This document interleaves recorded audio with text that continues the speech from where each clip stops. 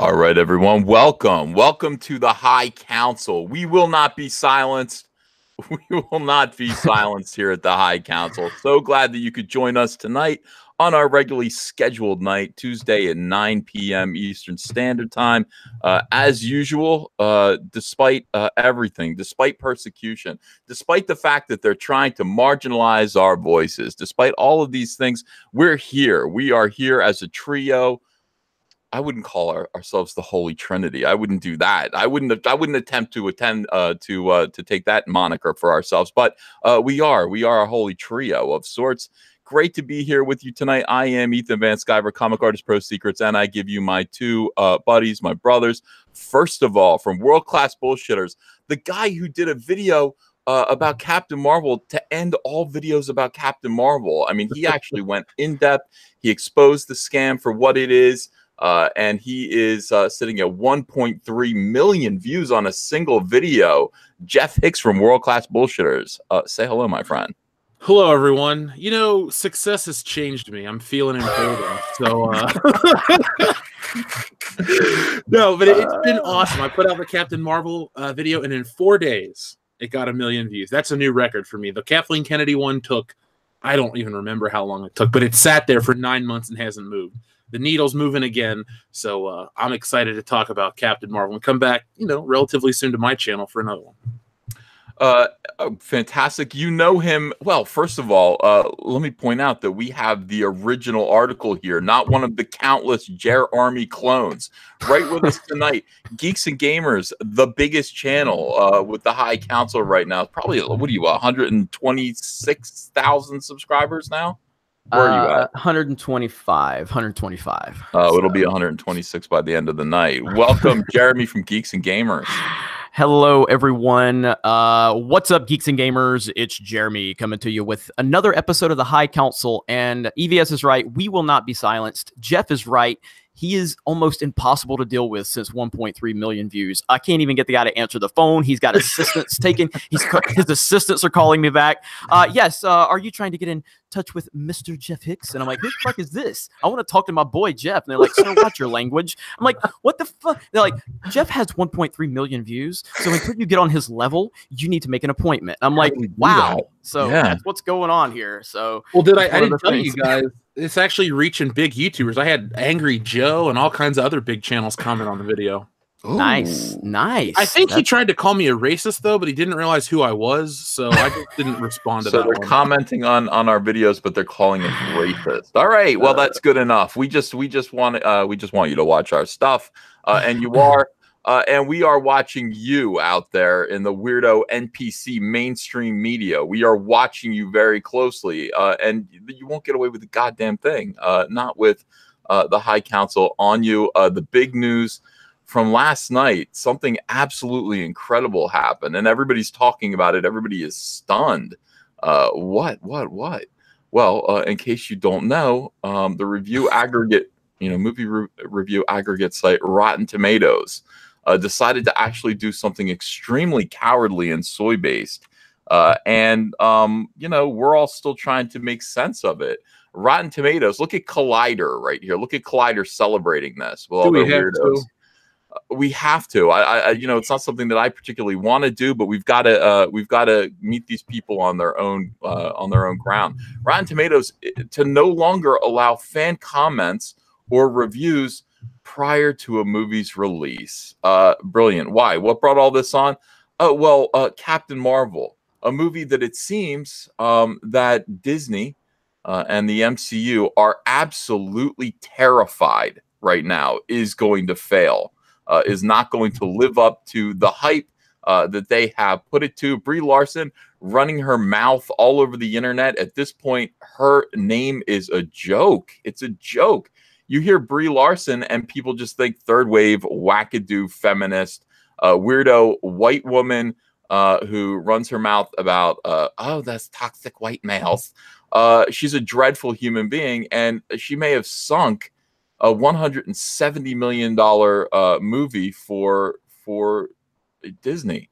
We'll see. I mean, obviously, there's still some high hopes out there for these weirdo SJWs and this movie for some reason, but I have never in my life seen the culture war played out like this before.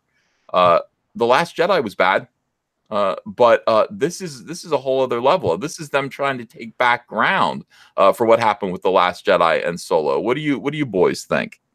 Well, I think The Last Jedi happened after the fact. There wasn't a lot of this before The Last Jedi. I think there was still a lot of goodwill from a lot of people, a lot of hope, maybe a lot of misguided hope. But after the fact, yes, The Last Jedi got bad. But prior to a film, I mean, obviously Ghostbusters 2016 was bad, but Ghostbusters 2016, it wasn't part of the MCU.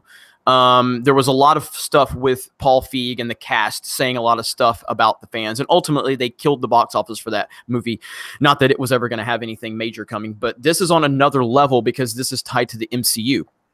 And I mean, Brie Larson has walked into a universe that has been built predominantly by white men, and it's been geared predominantly for men in general. I'm not saying women don't watch the MCU because clearly they do, but the target demo is kind of men. And she's just continued to talk bad about men and white men over and over again. And the arrogance of her to walk in here, she hasn't even been in a film yet. And for her to just continue to go after the fan base is just, it's unreal. It blows my mind. It is a microcosm of the culture war going on a much larger scale, but this has been brought to the forefront, and I'm blown away that Marvel has allowed it to get this bad. And the move by Rotten Tomatoes is not going to help the situation at all. It's absolutely not going to help the situation. I see you guys in the comments. Throw me those flex emojis right now. Those toxic masculinity flex emojis right now. Let's see them fly. You know how we do it over on Geeks and Gamers. And so I'm blown away that Kevin Feige, someone that's done such a wonderful job of controlling this wonderful universe for 10 years now, and this thing has just gotten out of control. And I honestly think that they're kind of intimidated to say anything to her. Because what do you think? Like, she would probably just go to the media and say, like, these white men are trying to control me as a woman. She would totally virtue signal and play the victim card. I think they're terrified to say anything to her. They created this monster, though. You created this monster, and now you got to live with it. So that's my thoughts on it. Well, see, I don't think they're afraid of her. I don't think they give a shit about this movie because it's very strategically placed. First off, Captain Marvel, let's just break it down. For everyone out there that thinks this version of Captain Marvel has this long, rich history, no. 2012 was when the new relaunch of Captain Marvel with the Carol Danvers suit debuted. So we're talking 7 years. There's no long-standing history. So first off, the movie has that, but it has in the built-in defense mechanism that 49 days later, the Avengers comes out. Now, Kevin Feige can be quiet and look like he stands in solidarity with Brie Larson, but I believe that had nothing been said to her, she would never try to come out and clarify her statement. She would just keep going full bore at this. So for me, I think a lot of people, or I think a lot of the hype around this movie will just come and go. It'll be swept under the rug. Everyone will look forward to the Avengers.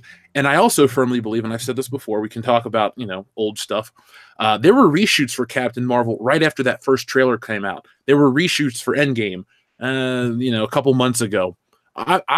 I'm pretty sure Marvel is smarter than we let on, and they know that Brie Larson and Captain Marvel isn't really rubbing people the right way. So I think they've gone back and made some changes. But the Rotten Tomatoes situation is not good because long term it helps this movie look okay for a small portion of the audience, but long term it takes away the credibility of Rotten Tomatoes.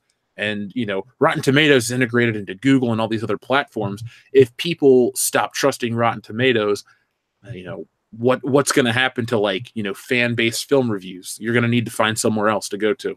Yeah, I think you make a great point about it strategically placed because it does, and I've mentioned this before on some of the videos I've done, but it is strategically placed to the fact that if it is successful, then they can virtue signal off of it, and they can build upon their political messaging. If it's not successful, they can just blame it on the fact that it's so close to Endgame. So I totally agree with you on that. Oh, I love that. That's their MO right now, isn't it? Oh yeah, 100%.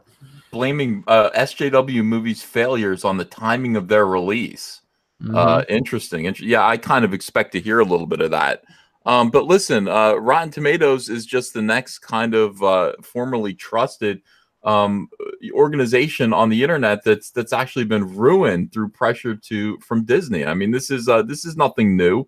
Disney does this all the time. Disney is constantly leaning on news outlets that aren't giving them the favorable coverage that they want. And Rotten Tomatoes, to be fair, wasn't really doing anything. It was just kind of saying, "Hey, this is we're providing a means for fans of this movie to express their displeasure just by clicking a little button. Do you want to see this movie? Do you not want to see this movie? Yes or no?" And of course, people who were getting sick and tired of Brie Larson's ridiculous attitude utilized the platform to express their displeasure with her behavior by clicking a single button. This has blown up into a series of weird lies about people writing reviews of this movie before the movie ever came out. That's not true. That's not what this was about at all. But that is the narrative that's being spun by weirdos. By the way, somebody sent me this link on 4chan that I thought was interesting. It says, the company I work for has hired outside entities to post anti-Captain Marvel sentiments on various websites. This is being done to paint certain websites as hate speech, to invalidate your opinions, and to use as advertisements for future anti-male projects. And there are. I mean, that sounds so silly, but there actually is this impetus, in Hollywood and the media to kind of malign men. Disney is also indirectly behind the GoFundMe grassroots campaigns to beg for money to send children to our films. Boom, there it is there. Captain Marvel challenge. And yes, this is the important thing. Everyone is scared that this movie will bomb. Okay. That is now, did you guys see Zachary Levi kind of out there going, hey, I didn't know what Zachary Levi was talking about. Zachary Levi was responding to this. Dude, he looked like Negan. I didn't even know it was him. Like, I was like, what are you doing? You're like Jeffrey Dean Morgan right now. Like, I didn't even recognize him. The whole thing was weird. And he's, like the whole thing he was doing and ooh and ah. And I'm like, what is he drunk? He just doesn't have a script, that's all. I like Zachary Levi. I support him, but I didn't understand what he was talking about. I was like, what do you mean, dude? First of all, some of this weird narrative that you're talking about, that's not what we're talking about, until I realized that he was responding not to something like this, Rotten Tomatoes, or any legitimate criticism of Brie Larson, but he seems to be referring to the counter ops that are being talked about in this in that 4chan post there. Very, very strange indeed. Now, Disney has done this before. Disney has leaned on news outlets, people who were bringing attention, and some attention was being paid to Rotten Tomatoes and their want to see average, which was being driven down. It was at 26%, which I laughed my balls off at. I really did. I thought that was pretty funny. And suddenly, Sunday night, Rotten Tomatoes announces that they are taking it down. Now, that's interesting. Who remembers this? Walt Disney's LA Times blackout is dangerous and really dumb. Walt Disney actually does lean on news outlets from time to time to actually tell them, hey, we are going to blacklist you. We are going to block you if you don't start covering things the way that we want you to. And indeed, Disney is blacklisting the Los Angeles Times critics because they don't like their business coverage. All right, so I remember this.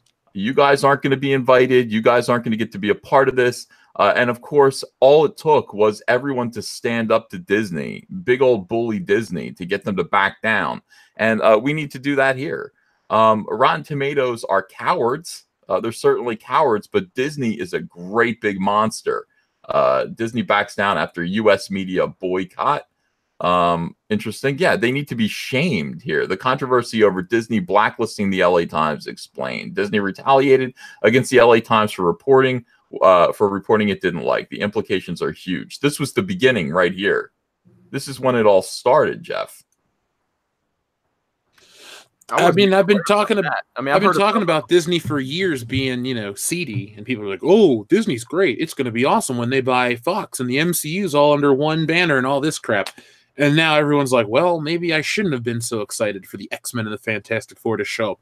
So I mean, when that old phrase, what is it? Absolute power corrupts absolutely, or whatever.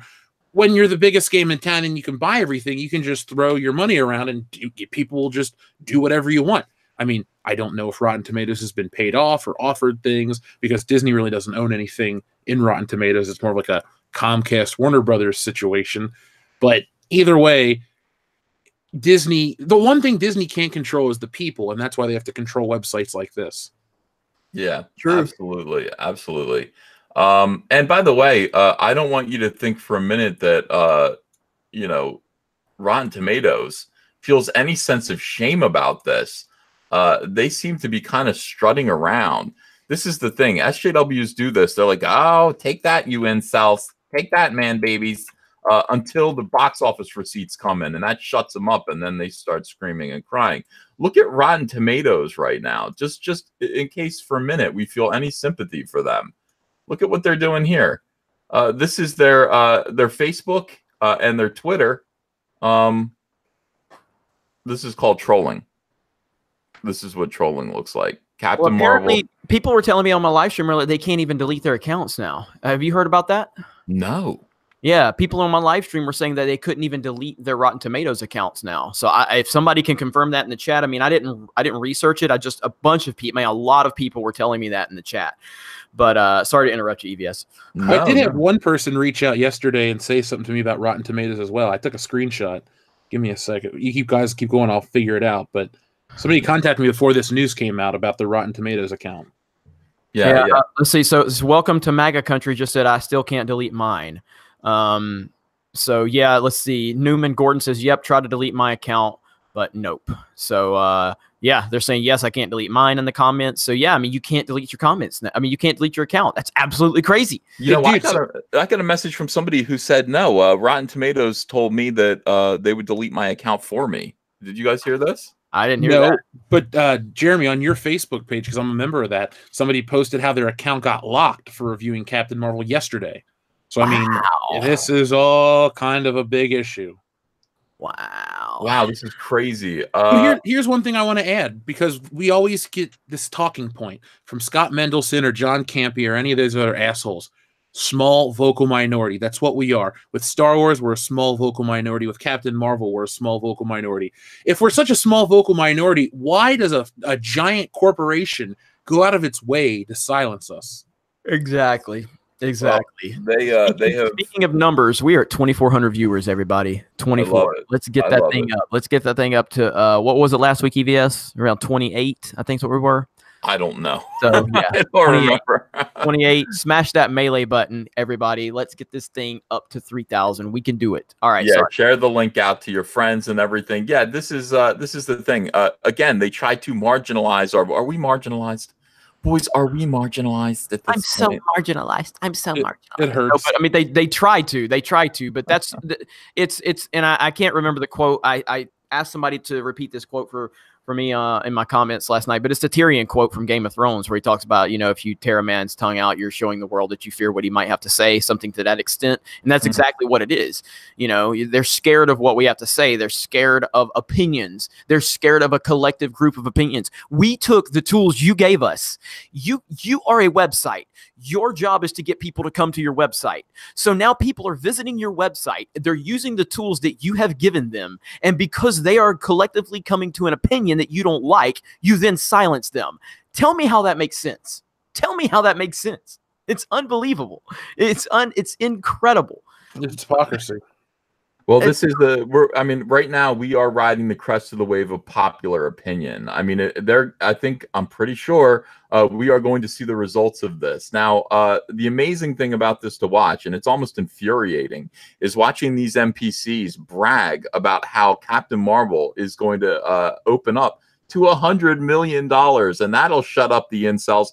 Hey, guys. You said it was going to open up to $180 million. What are you talking about? $100 million. You guys have totally backtracked, and now you're just hoping. You're like, we're going to kind of cut our estimates in half and then just brag that this is better than we ever could have expected. You guys were expecting this to be the biggest Marvel movie, independent Marvel movie ever made. You paid Brie Larson. You idiots. You paid Brie Larson 10 times what you paid Robert Downey Jr. literally for Iron Man. You paid him $5 million. You paid Robert Downey Jr. $500,000 for the same result. Jeremy, I want you to do the math with me here. Will you do the math with me? I will do the math with you. Okay. So if you can pay, and by the way, Iron Man did open up to $100 million in its first opening weekend. So if you can pay a man like Robert Downey Jr. one tenth of what you pay a woman, a plank of wood like Brie Larson, why would you ever, for the same result, and maybe not even as good of a result, we don't even know how this movie's going to open. Why would you ever, for the love of God, hire Brie Larson for anything? I would be Jeremy. On no planet. Jeremy, I could buy 10 Robert Downey Jr. movies, 10 Robert Downey Jr. movies for what they're paying for one Brie Larson movie. And by the way, I don't think I'd get the PR disaster. Well, Robert Downey Jr., he had some problems back in the day, but I don't think I would be getting the PR disaster that I'm enduring right now. I don't think I would have to lean on Rotten Tomatoes as a big organization like Disney to get them to shut the fans up if I hired Robert Downey Jr. 10 times rather than Brie Larson once. What do you think of that? No, you're absolutely right. And on no planet in this universe or any other is Brie Larson more valuable than Robert Downey Jr. It's just it's crazy. I don't know how they come to this conclusion. I really don't, but I just think that they're so, like, I've talked to people that are out in Hollywood that are in the industry. They tell me about the bubble that exists out there, and it's a real thing. I mean, there's a real tangible bubble that exists out there, and these people are just so trapped in their own little utopia that they just don't seem to grasp reality.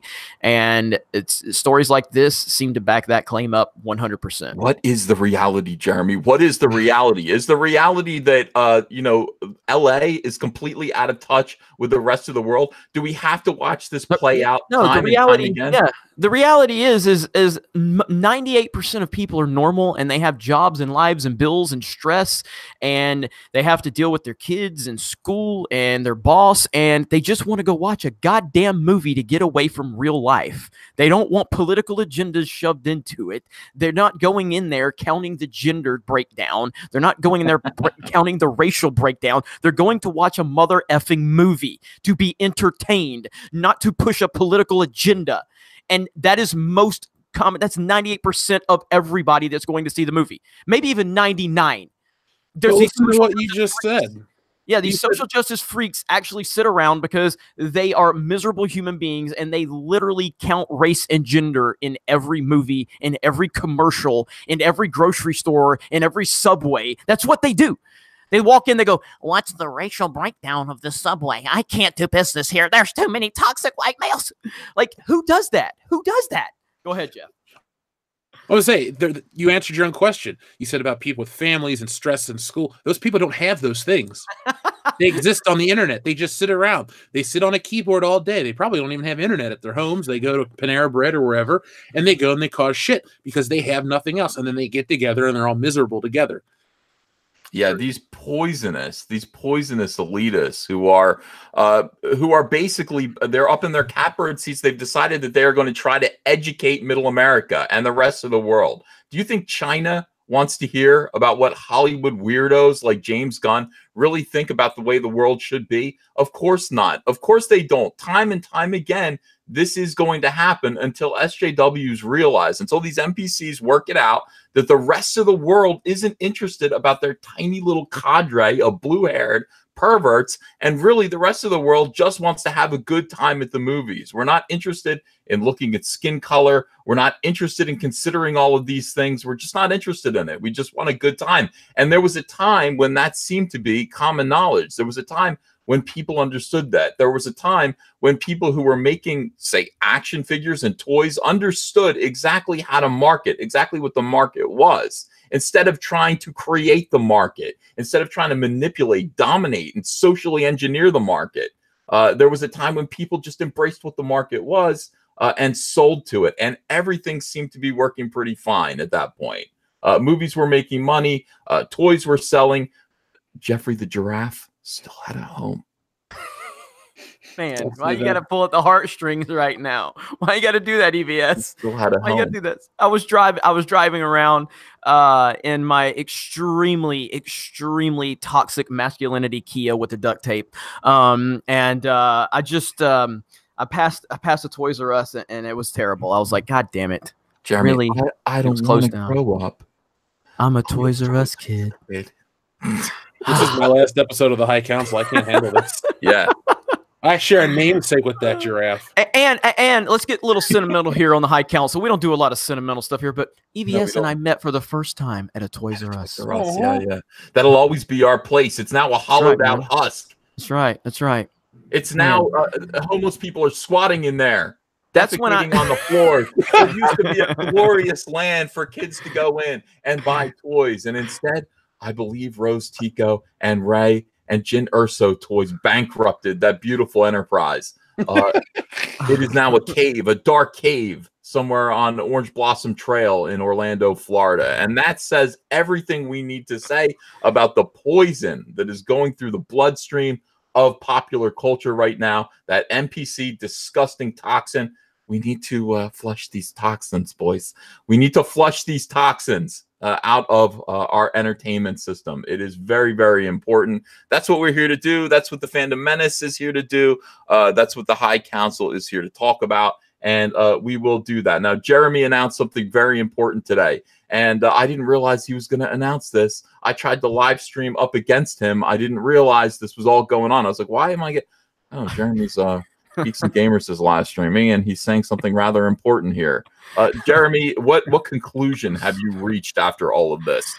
So I tend to make decisions with my gut. I don't really think sometimes I just if my gut's feeling it, I'm like, you know what, I'm doing it, and that's how I operate. That's how I've built Geeks and Gamers.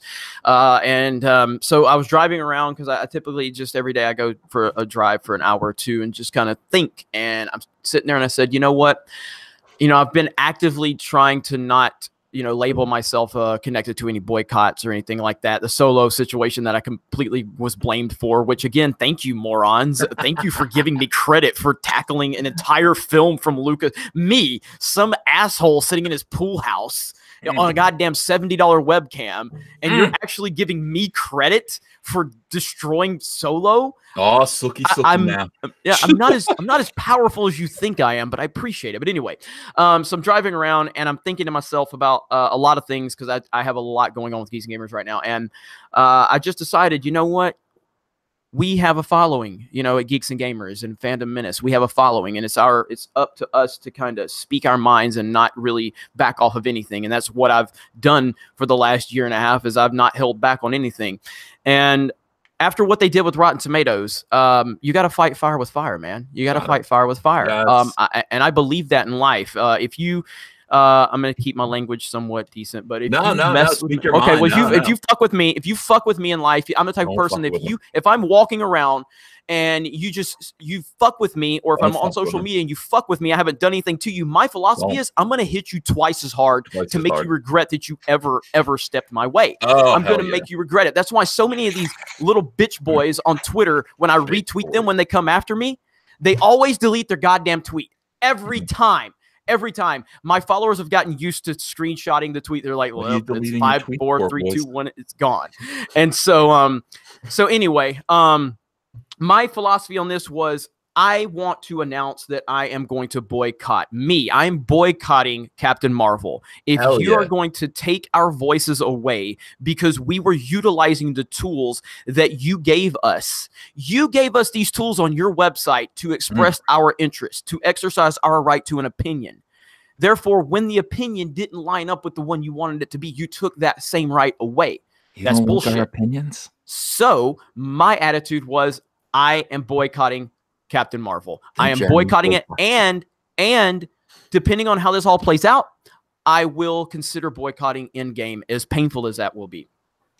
Oh yeah. Well, that's how we're gonna have to do it. Jeremy, I came to the same conclusion today. Now all y'all know, I am not somebody who likes a boycott. People have said, "Well, you guys are just promoting boycotts against Disney. Is that what you're gonna do?"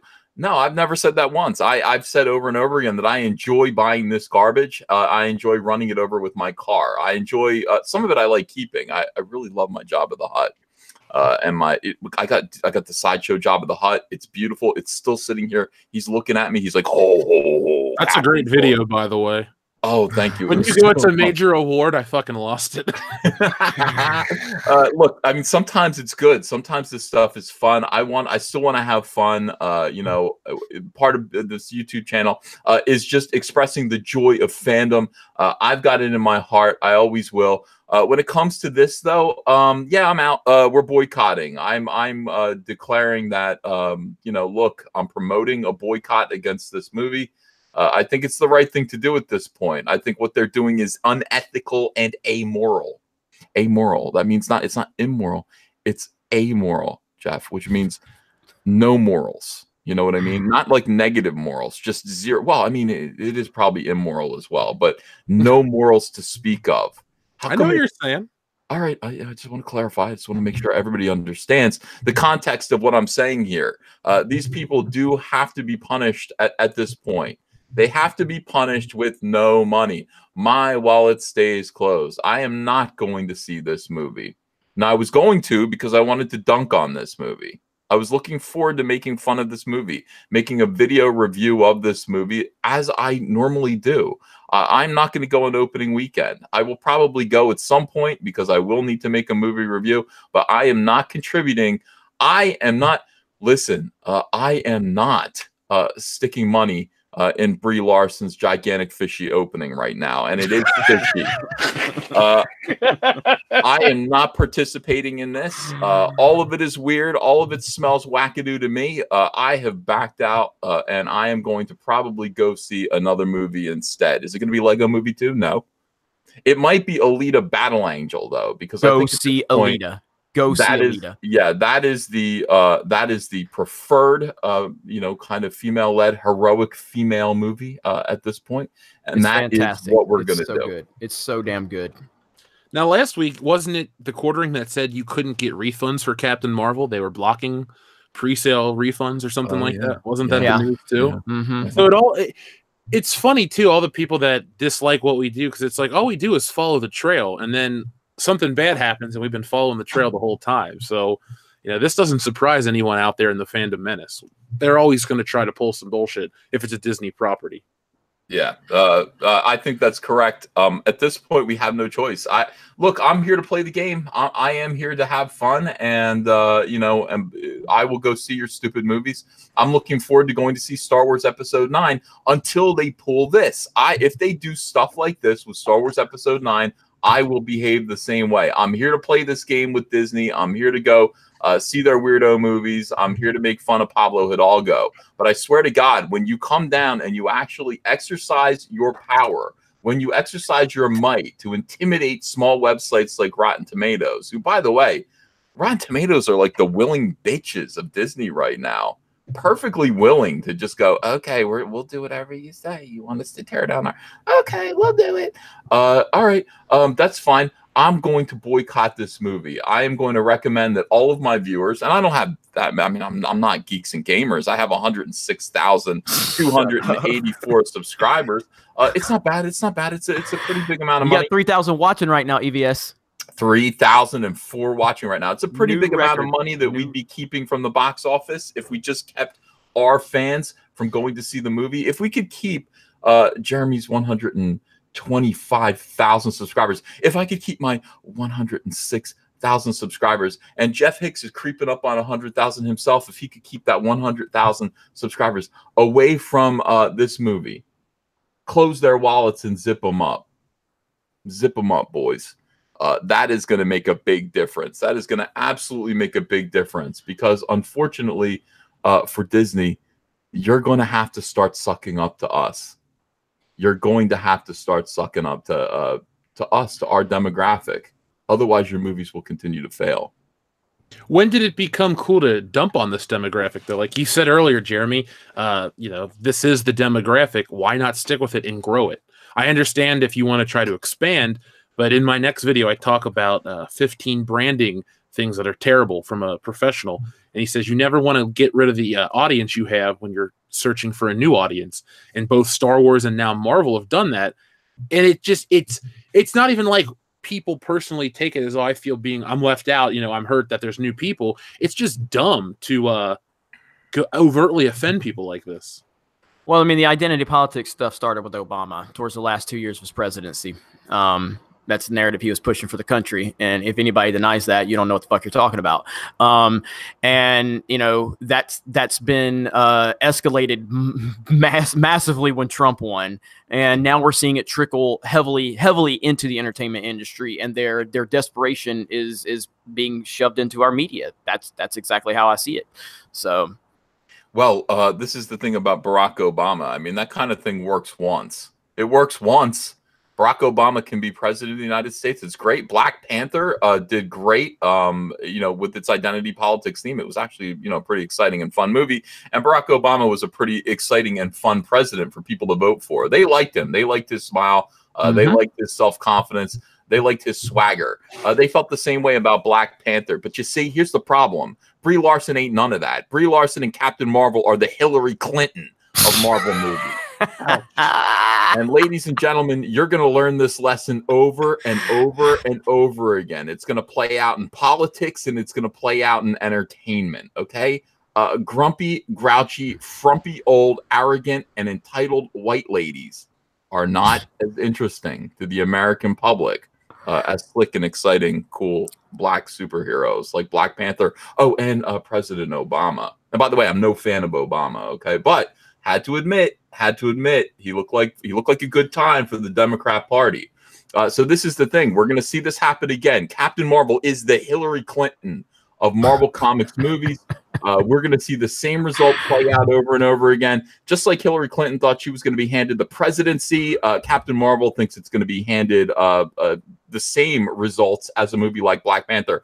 Oh, they are sorely mistaken. Sorely mistaken.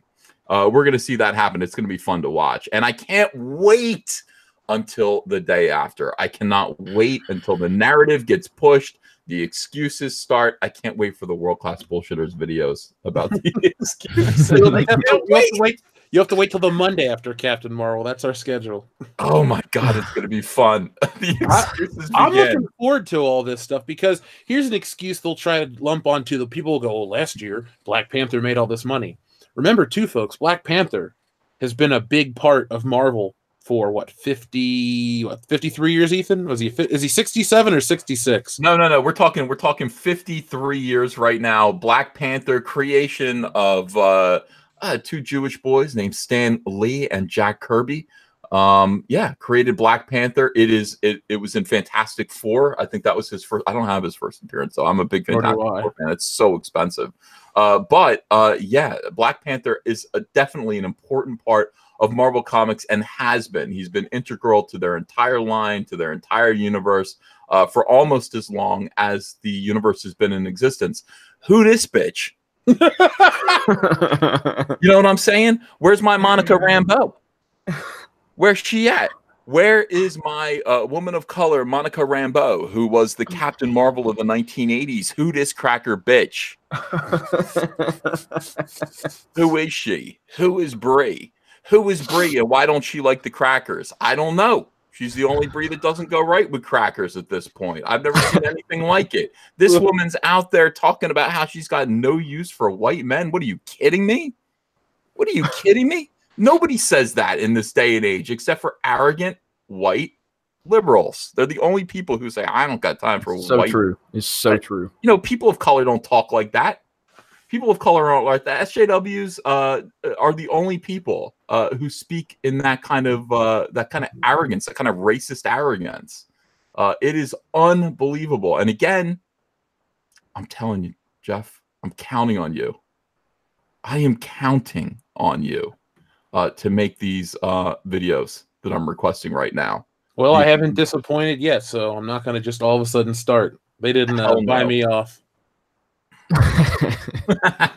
How close are you to 100K, Jeff? You've got to be knocking on the door. I'm at like 97.5 right now. Nice. But we've gained 13,000 in the last month. So my big thing, like I told you guys, was going all live streams all the time. Killed my growth. Stop doing it. Yeah, we're at 97,532. So yeah, I'm thinking by next High Council, especially with tomorrow's big video, I'll be in the 100K club with you guys. We'll get you there now. Everyone subscribe to World Class Bullshitters. If you haven't yet, Jeff's channel, World Class Bullshitters, let's have a sub drive. Go over there right now and let's just hit click subscribe, ring that bell for notifications. That's and right. Bring his channel up to that 100K mark. Let your friends know. It's going to be a big deal.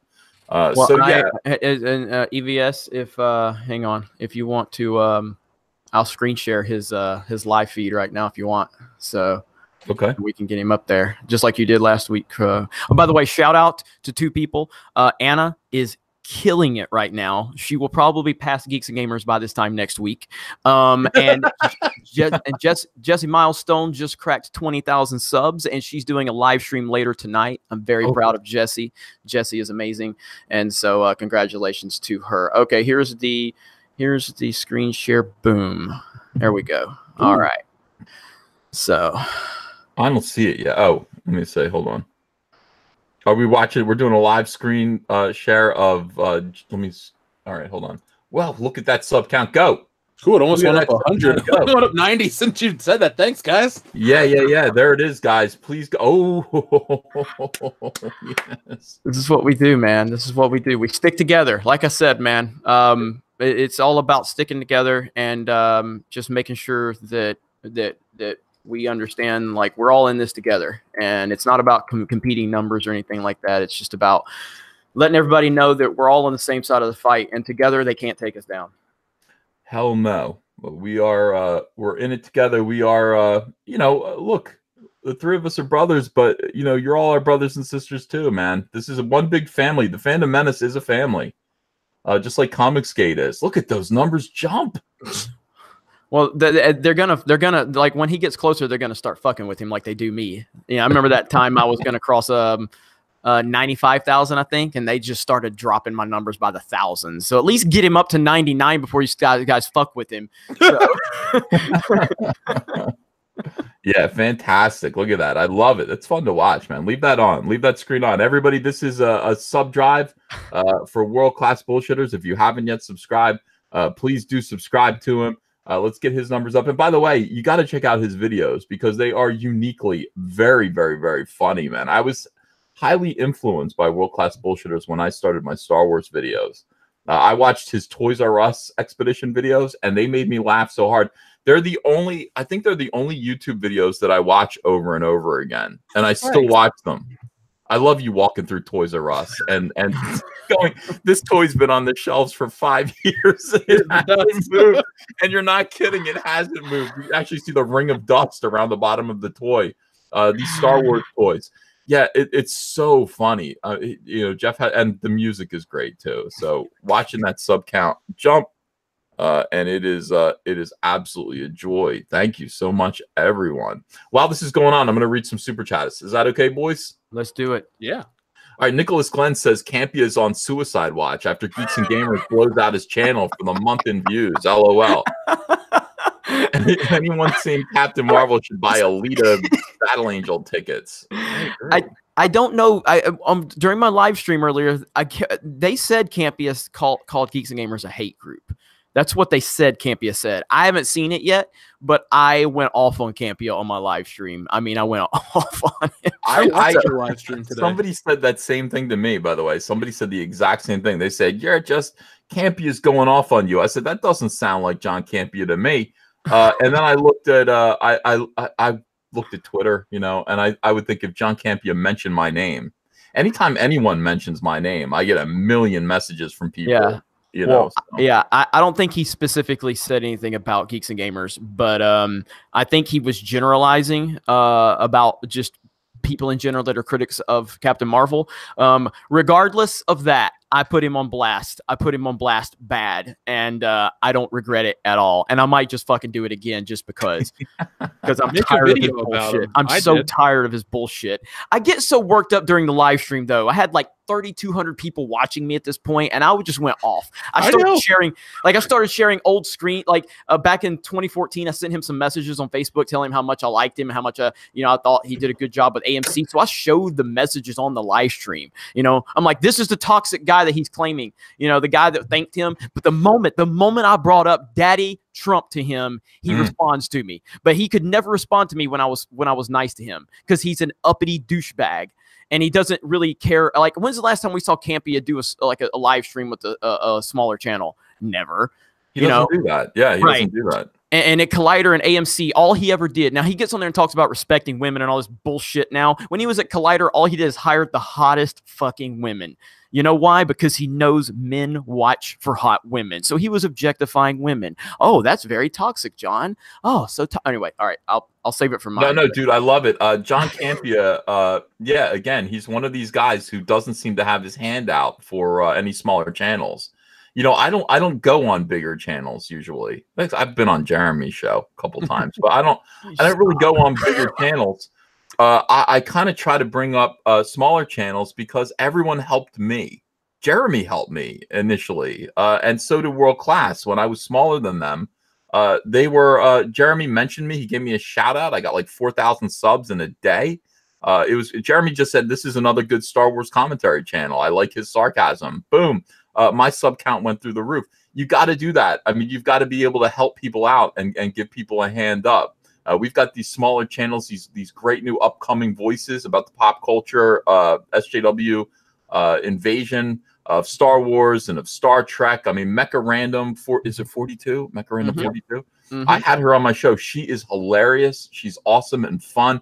Everybody needs to subscribe to Mecha Random 42. We've got Star Wars Girl. That's Star Wars Girl Anna. Is it that or the Star Wars Girl Anna? That's Star Wars Girl. The Star Wars Girl is a monster, by the way, on she's an SJW.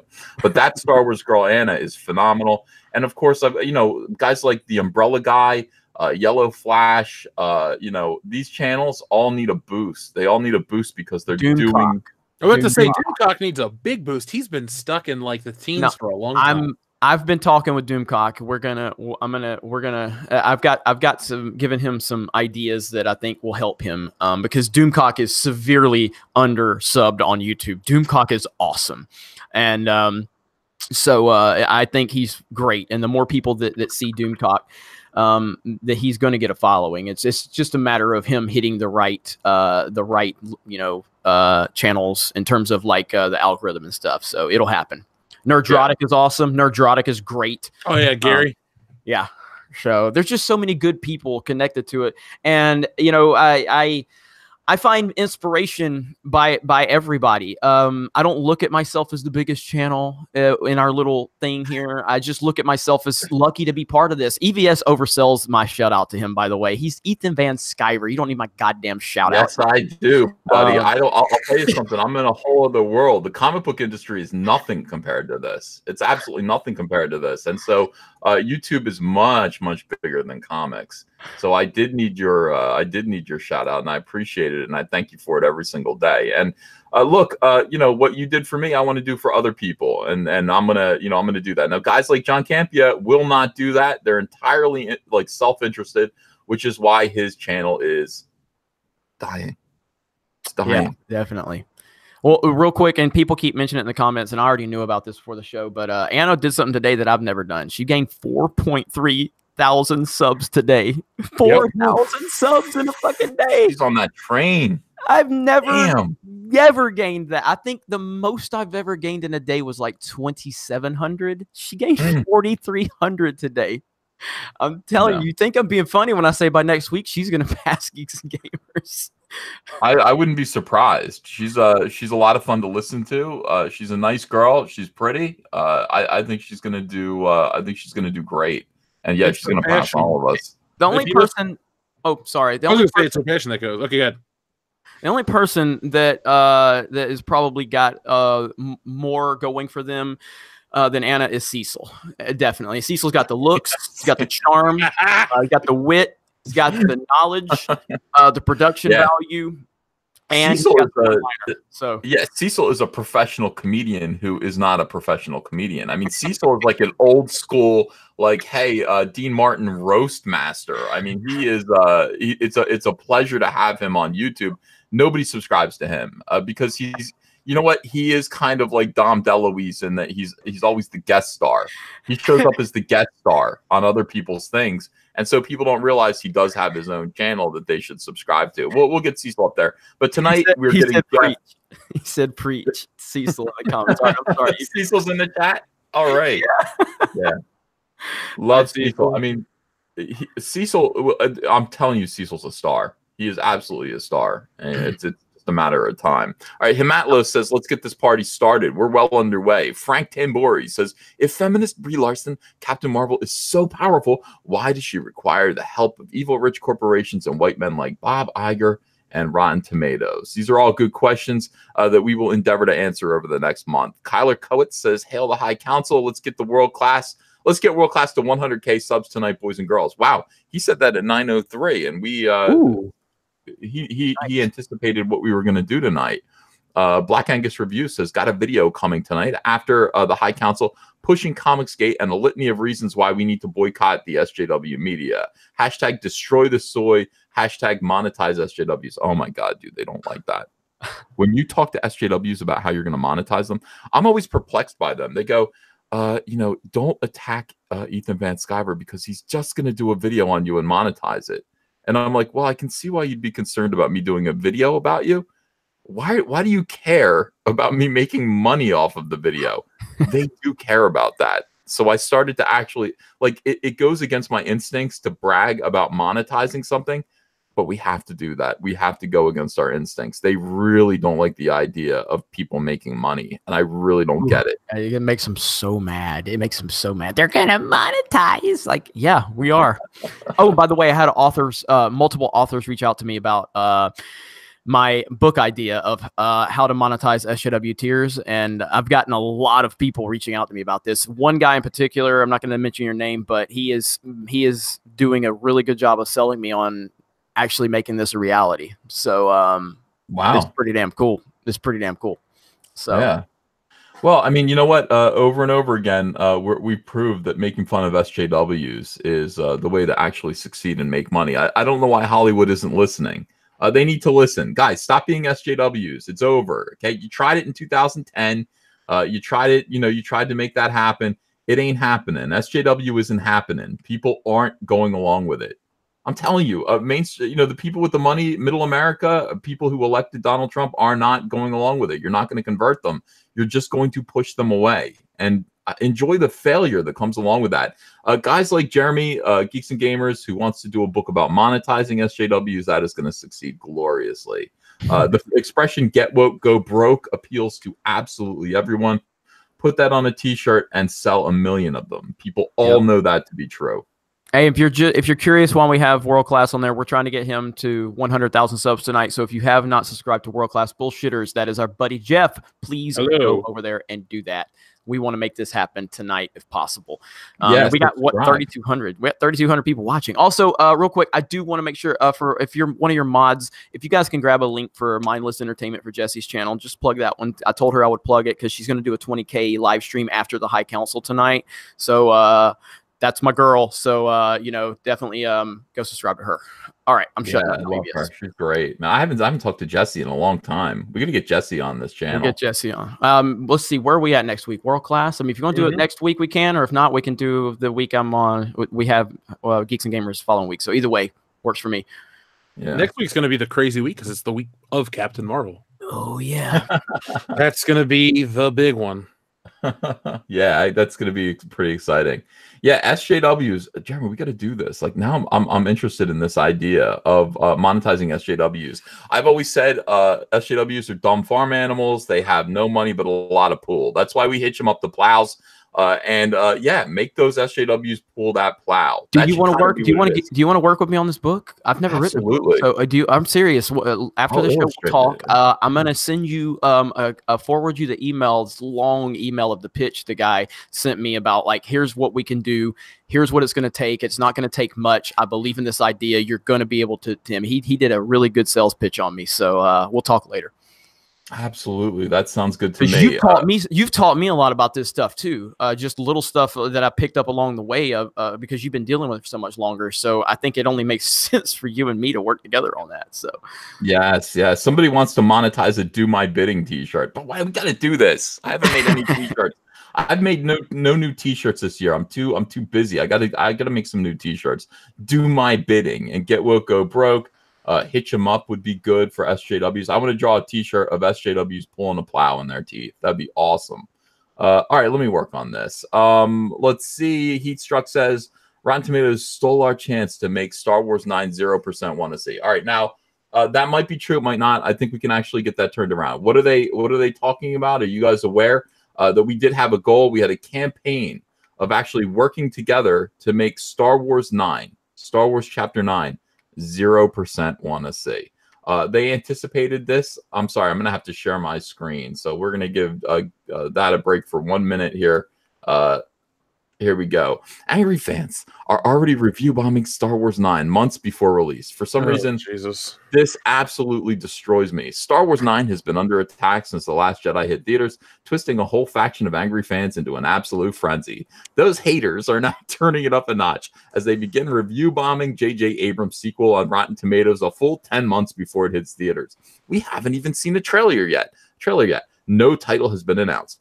This is a growing trend that is spiraling out of control. These same trolls went after Captain Marvel, tearing into the latest MCU adventure weeks before anyone had a chance to see it. Their madness has worked, and that the want-to-see rating on Rotten Tomatoes has since plummeted to a devastating 27% for Carol Danvers' first outing. There is no thermometer review rating yet, as Captain Marvel is under critic embargo until Tuesday, March 5th.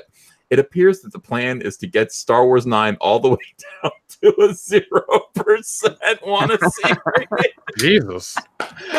0% of people want to see Star Wars 9. How many people want to see Star Wars 9? 0. I don't know why that is, but statistically that seems to be true according to Rotten Tomatoes. Our plan as the Fandom Menace is to get Star Wars 9 all the way down to 0%. We'll round it down. Rated before the audience reviews are allowed on the site, which is possible. The want-to-see rating for Captain Marvel was in the 80% range before it got bombarded with negative comments. Similar tactics were used against Black Panther. We don't know if this type of review bombing will hurt Captain Marvel financially. Oh, well, how could it not? Things have particularly heated among Star Wars crowd ever since The Last Jedi arrived, blah, blah, blah. The second chapter sequel has a 91%. Think about this, 91% fresh rating on Rotten Tomatoes, but the audience score is 44%. That is the difference. That's what it's all about. But this right here is this is so funny to me, and the possibility of this happening, 0%. Can we round that up to a 1%? No, it's 0. They're gonna do it to themselves if they keep pulling this, Last Jedi thing. We have to. That is the math. That is the way the math works. 0% of people, on average, want to see Star Wars Episode 9 right now. Now we need to do T-shirts. We could be the 0%. we could be the 0% of Star Wars Chapter 9, Star Wars Chapter 11, excuse me, as we called it, Star Wars Title 9. The 0%. What a lofty goal. By the way, thank you, B. Alan Orange, for writing this article. B. Alan Orange is my arch nemesis. I've seen you talk about him on Twitter. This is a lofty goal, man. 0% want to see. Can we do it? Is it possible? Well, that's what we have to do. We actually have to get Rotten Tomatoes to put this back up so that we are able to express ourselves in this way. 0.0%. 0.0. Oh my god, dude. Oh, that would be so funny. Pablo Hidalgo is out there talking about this as well. Pablo Hidalgo is talking about the Fandom Menace basically utilizing these tactics. I'm going to switch back to Jeremy again. On Rotten Tomatoes, and you know, he's like, I think he's interested to see if there is a positive result. There will be. I think there will be, and that positive result will be we're gonna laugh. As long as I get a laugh out of this, it's all good. All right. Let me see here. Where did I leave off? Yeah. So Laz says SJW's authoritarian, hypocritical, self-righteous, neo-white whammons burden shtick was exhausting the moment it appeared a decade ago. It never stops. Nicholas Glenn says, you guys should post a quick 30-second video on your channels when the High Council is not your own channel, pointing people to the channel that it's on that night. It just seems like a lot of work, doesn't it, fellas? Well, the problem with that is it's all about algorithm, and the algorithm is truly something that you are constantly working on. So if you post a little quick video to your channel that's just a quick advertisement every week, it's ultimately going to hurt you. Based on my experience, it's just something it's like understanding the algorithm is like trying to understand a woman. It's just a constant cycle of confusion. So no offense, ladies. That was a joke, NPCs and SJWs. So don't go He's disrespecting women. You haven't figured it out yet, the algorithm? Every time I think I get it figured out, so every time I think I get it figured out, then my channel starts suffering, and then every time I think I don't have it figured out, my channel starts doing better. So no, I don't. What do you know about the algorithm? Like, oh, you're like, you haven't figured it out. That scares me. You have figured it out, obviously. Well, I mean, 1 million views in 4 days. I mean, that's what I'm. Got to be something I figured out. You want to share some? I'll talk to you guys off air about anything you want to know. All right, don't tell these people. Don't tell that. I didn't get 100,000 subscribers tonight. I'm not helping them yet. Yeah. After my lofty, speech about helping the little guy get a foothold. Yeah, let's cut them out of this discussion about the algorithm secrets. Yeah. All right. Dean Domino 25 says, would you guys consider doing a watch party for all the Star Wars Old Republic cinematic trailers? 5 to 6 minute trailers. All Disney Star Wars. I don't know. Would you guys do that? You want to watch? You want it? Yeah. We haven't done a watch party in a little while, have we? Not since Christmas. Yeah. We could do another one. Dr. Coffindale says, Jeff, keep us in suspense with the unboxing videos. Also, congrats on almost 100,000 subs. We're going to probably see that happen tonight. I hope we do. Thank you, Dr. Coffindales. I opened up your comic books on air. I just got to wait to upload that video. Guys, I opened my P.O. box. I finally got a P.O. box. How many Rose Ticos did you get? Two dozen. Well, about, let me see, 24 plus 4. So 28. I got 28 Rose Ticos. And I love them all. Every single one of them is a unique gift. I got 3 cases of them. You got 3. I got 2 cases of them, and then somebody used a bunch of Rose Ticos as instead of bubble wrap to wrap a King Kong toy. Oh, that's awesome. Yeah, they said the Rose Ticos are cheaper and more worthless than bubble wrap or newspaper. So they wrapped a King Kong in Rose Ticos, which again made me happy. It was very, very nice. But yeah, this whole thing, man, P.O. boxes are hilarious. They're very fun. One guy sent me 100 Marvel Legends figures. Really? Yeah, like his the Toy Biz ones from about 10 years ago. Wow. I've gotten some G.I. Joes that I've never even imagined I could own. I got a box full of G.I. Joes sent to me. I get all kind of stuff. It's crazy. So I mostly get Rose Ticos. Nobody has sent me a pie yet. I don't want a pie. Don't send me pie. Well, actually, no. Somebody did. Somebody found my address and sent me via Amazon a crate of Hostess pies. And by the way, they tasted poisonous. I don't know why. I've been into. I'm like, there's a chemically kind of aftertaste here. I feel like I might be being roofied here. I might be roofieing myself. No, it's just diabetes, buddy. Is that diabetes? Oh man. All right. Well, in any case, I didn't need any more of them. Joe Owensby says, "Is this the day where Disney shows its true colors and the MCU begins to crumble like Star Wars before it? The fire rises. Hail, High Council. Hail, High Council. Hell.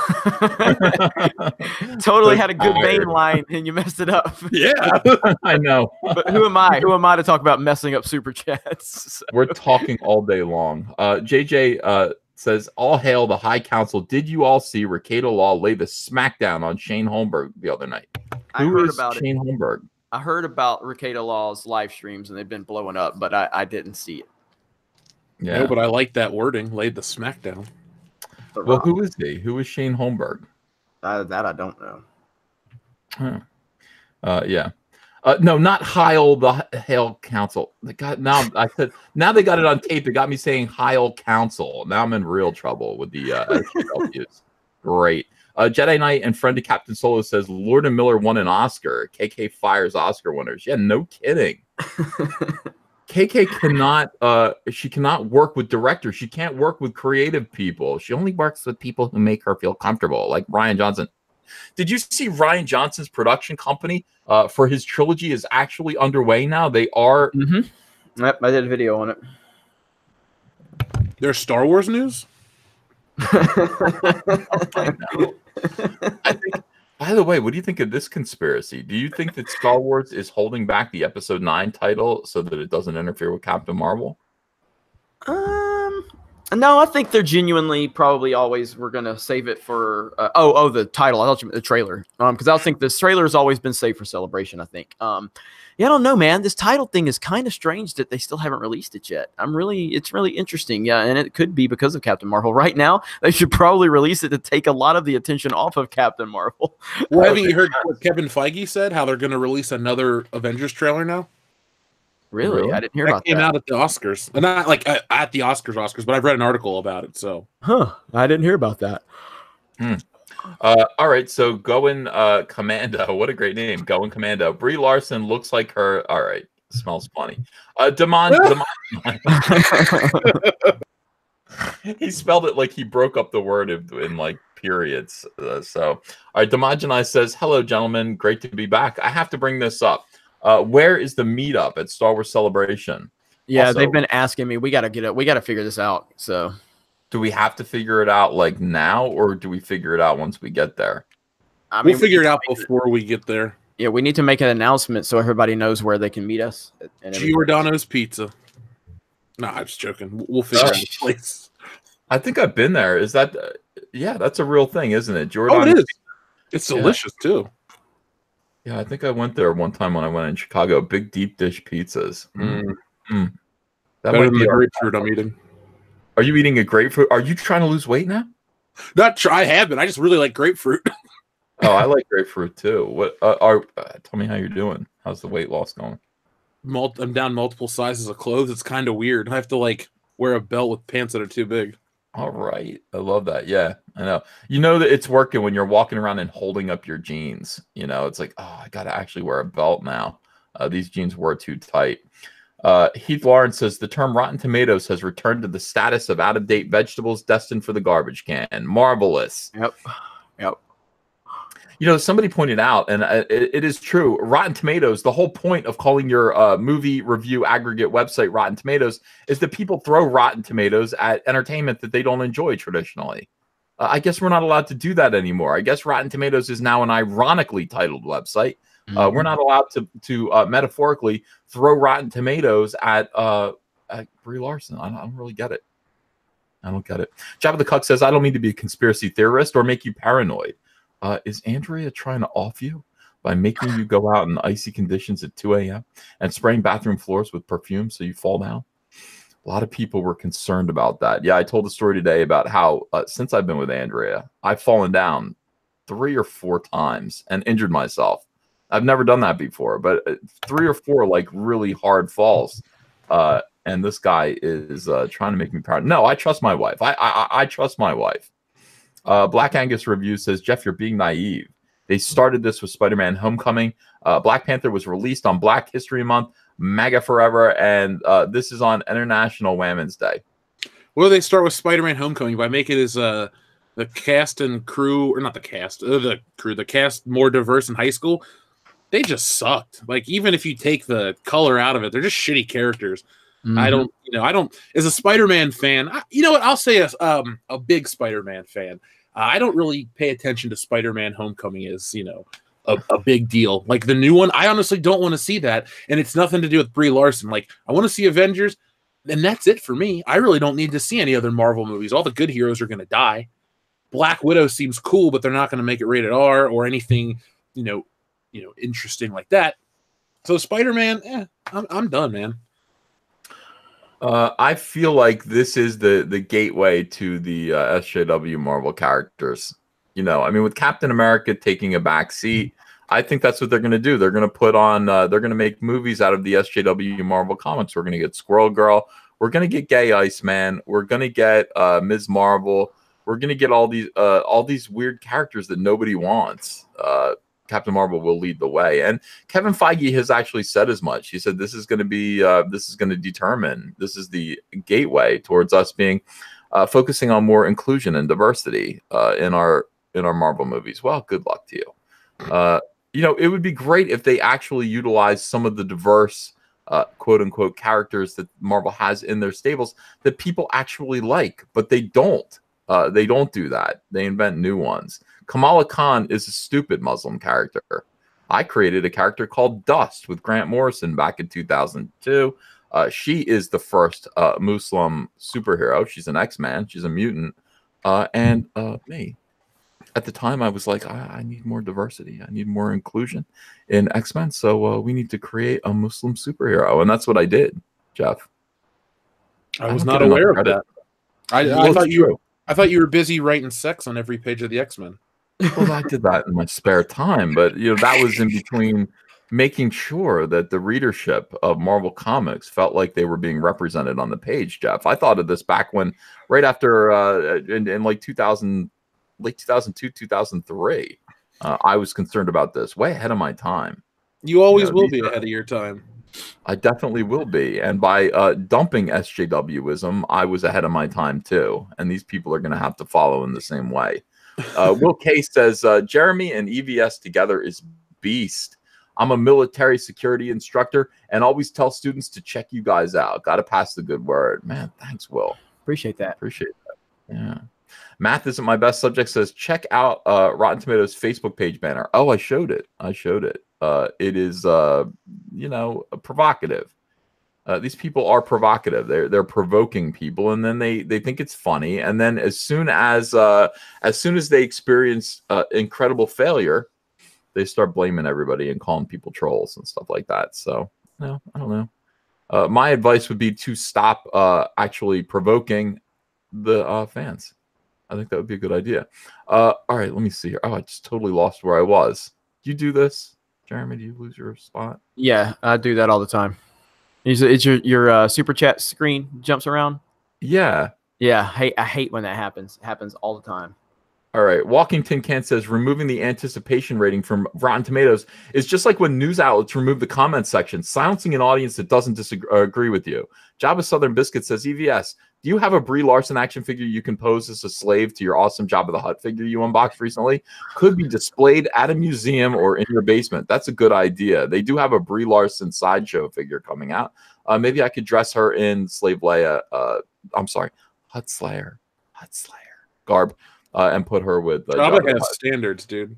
Yeah, I know. Jabba does have standards. He's like, he'd mistake her for Salacious Crumb and be like, I already got, what do I got? 2 Salacious Crumbs now?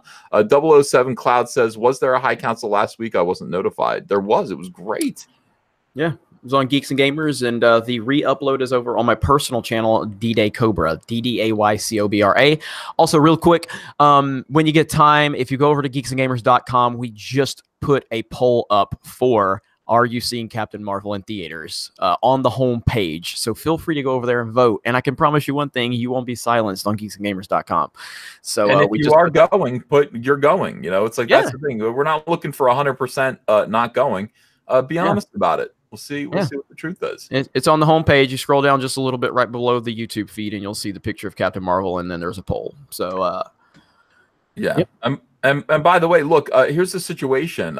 You know, for some people who are new to the High Council, just so you know, tonight is we exchange. We kind of trade off week by week between the three of us. So this week it's on my channel. I believe next week it's on World Class Bullshitters.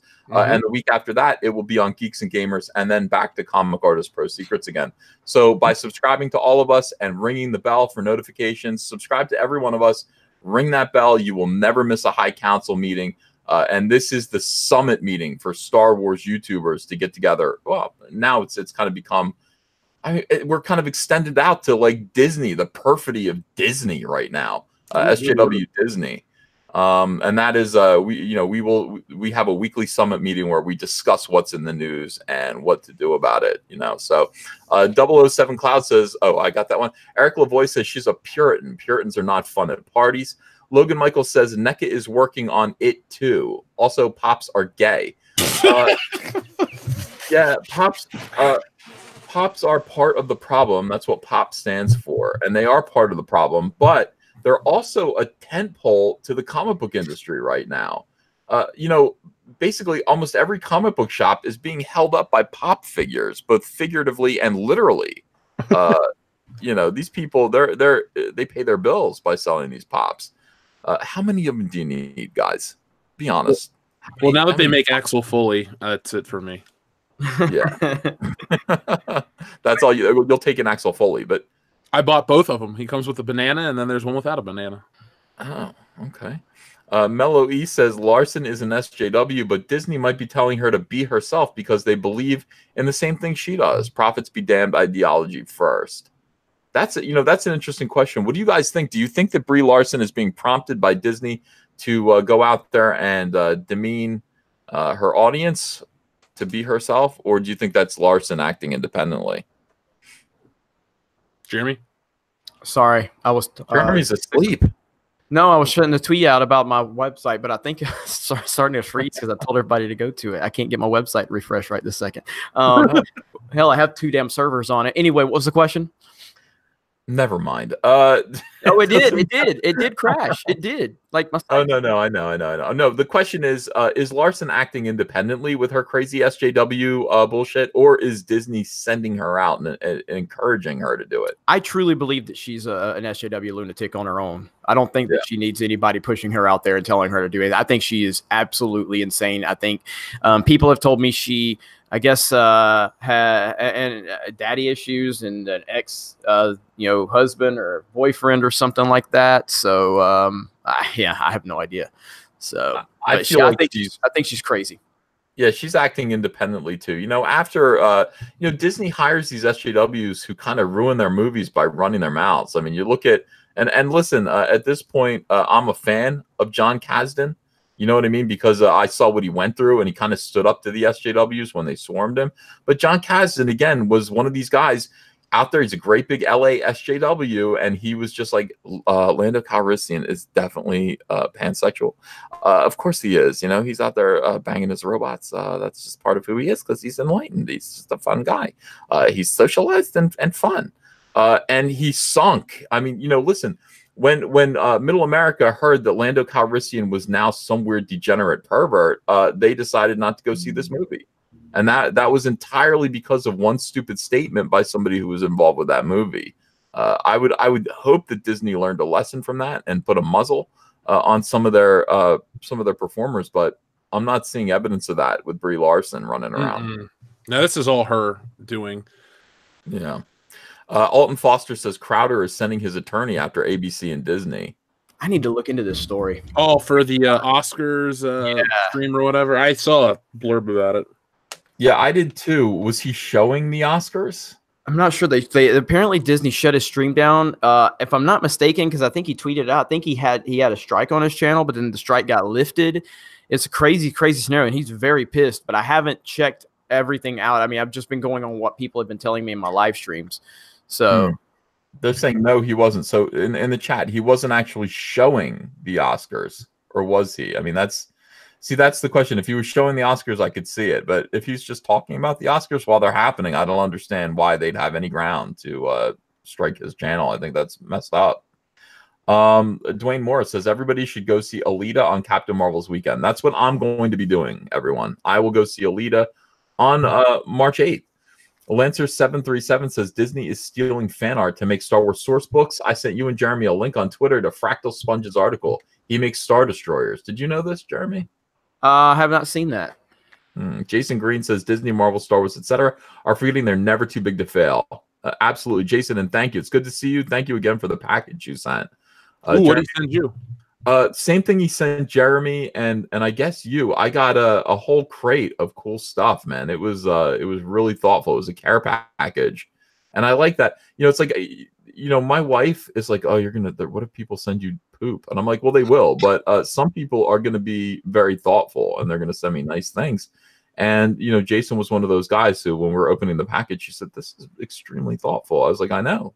People, you know, our subscribers, our fans, they actually know who we are. And you know, they put a little care into these. So we appreciate it.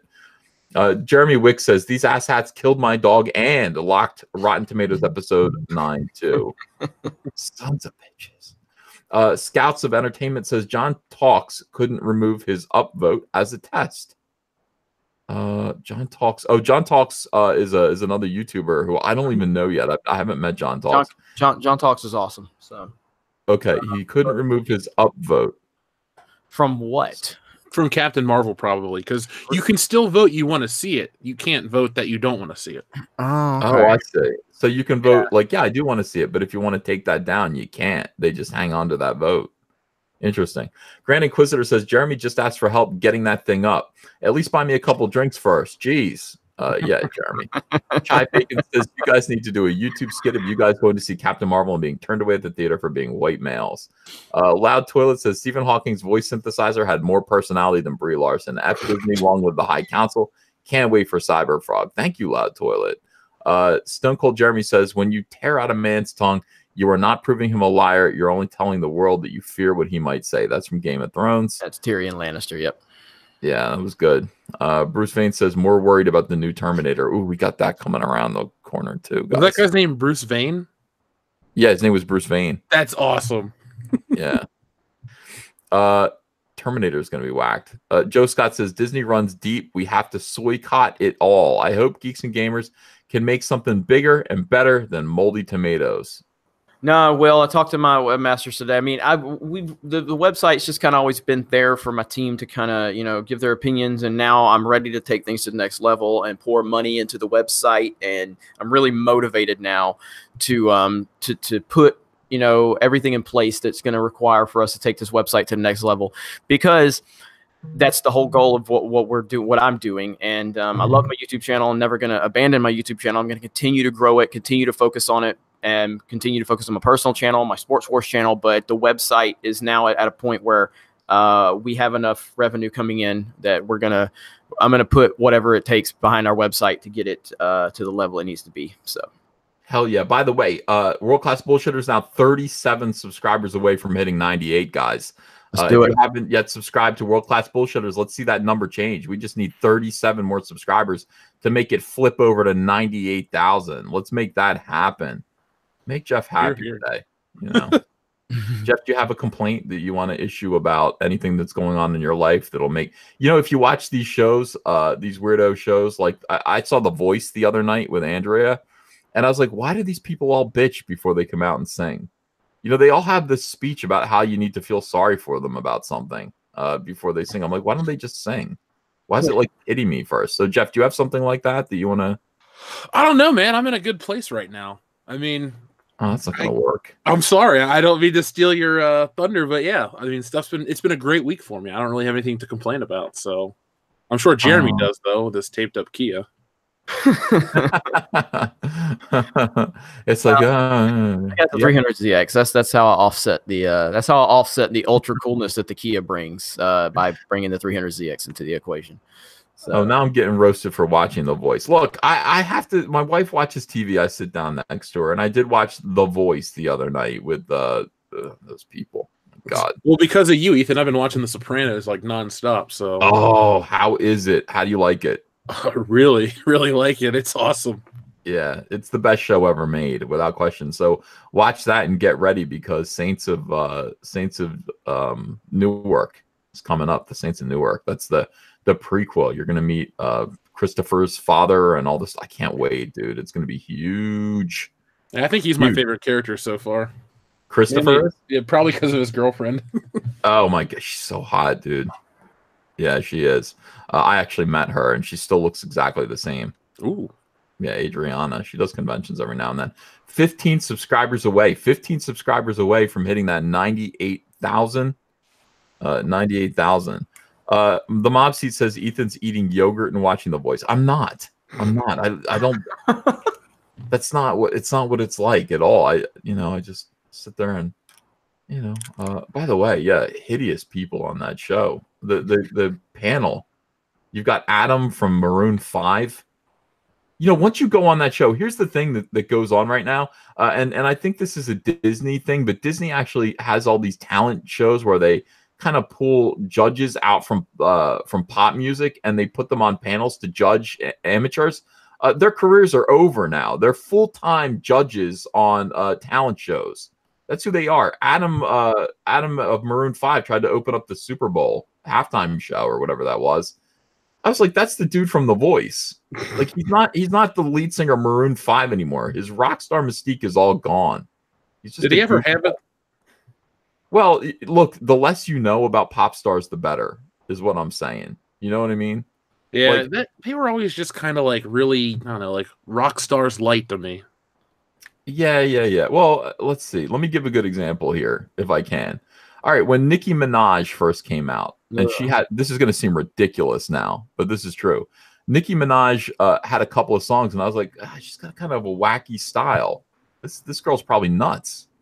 Now, that was, and then I was kind of like, I'm listening for more of her songs.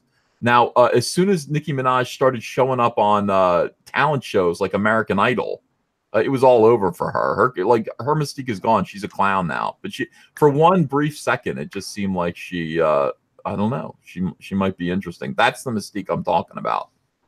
And I know it's like, Nicki Minaj. What the? I'm just saying. I literally don't know a song she sings. I do, but I don't know one song. I don't know any current music though. I don't listen to any of them. Yeah, we are 3 subscribers away from 98,000 now, guys. 3 subscribers. Joe Scott says, JS says China needs to know that Captain Marvel is Baizu. Chinese hate the American SJW agenda. I've still got to make that video of the Chinese reviews of The Last Jedi. They're so racist. They're so funny. The Chinese think that, first of all, the Chinese think Americans are ridiculous, and they think social justice warriors are so dumb. Their reviews for The Last Jedi were hilarious. And I was like, should I do this? Should I actually do a video based on this? But I'm afraid to. I know it might get my channel struck. Wow, we're 1 subscriber away. Let's see it flip. Oh, there it is. Whoa, Happy New Year. Thanks, everybody. 98,000. 2,000 away now. Let's get 2,000. Probably that's too much to ask. Everyone just go enjoy the 1 million+ viewed video of Captain Marvel and come back in the morning and we'll get those numbers back up. Yes. I just want to thank Jeff. I want to thank Jeff for showing up tonight, getting through to his publicists and his assistants to try to get him on the show. It was a real struggle, but we made it happen. So, yeah. Told you, man, success has changed me. Now I got new goals in life. So I want to get cast in that Hulk Hogan biopic as Andre the Giant. That's my next goal in life. Oh my God, dude, you'd be good. That's the thing. I would honestly be the best choice in the world. So that's what I'm going to use the YouTube fame for, to get that to happen. Can you talk like Andre the Giant? No, I could learn to. I can learn garbled French. It's not very hard.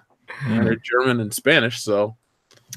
Heath Settle kind of brings us down to reality. He says, you guys realize that you gave Larson exactly what she wanted.